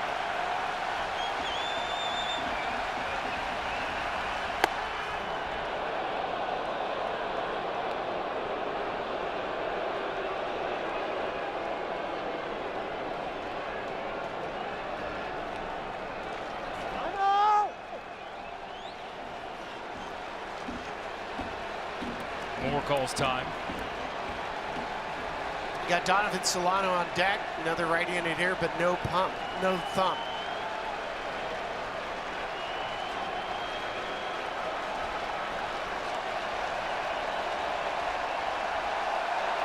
Payoff again, fouled off. He's just barely missing a few of these. More. The thing is, if you're Jeff Hoffman, it doesn't matter. I mean, if he gets a base hit or hits a homer, you have a 2-run lead. You just can't walk a guy. Got him swinging. Ball game over.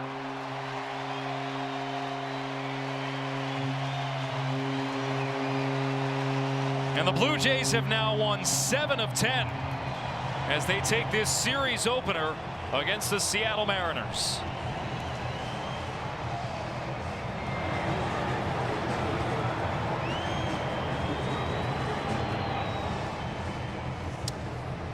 That's a fun version of the Blue Jays. I mean, we saw 2 sacrifice flies. I mean, kind of used to seeing the long ball with the Blue Jays, but they're near the bottom of baseball with homers, and they're still finding ways to win. Good look at the fastball from Jeff Hoffman. He just reaches back, says, you know what, I'm tired. I'm ready to go to bed.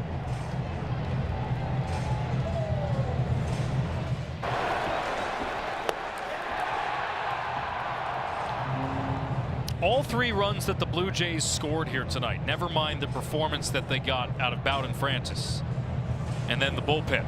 All 3 runs that they scored came off bases taken.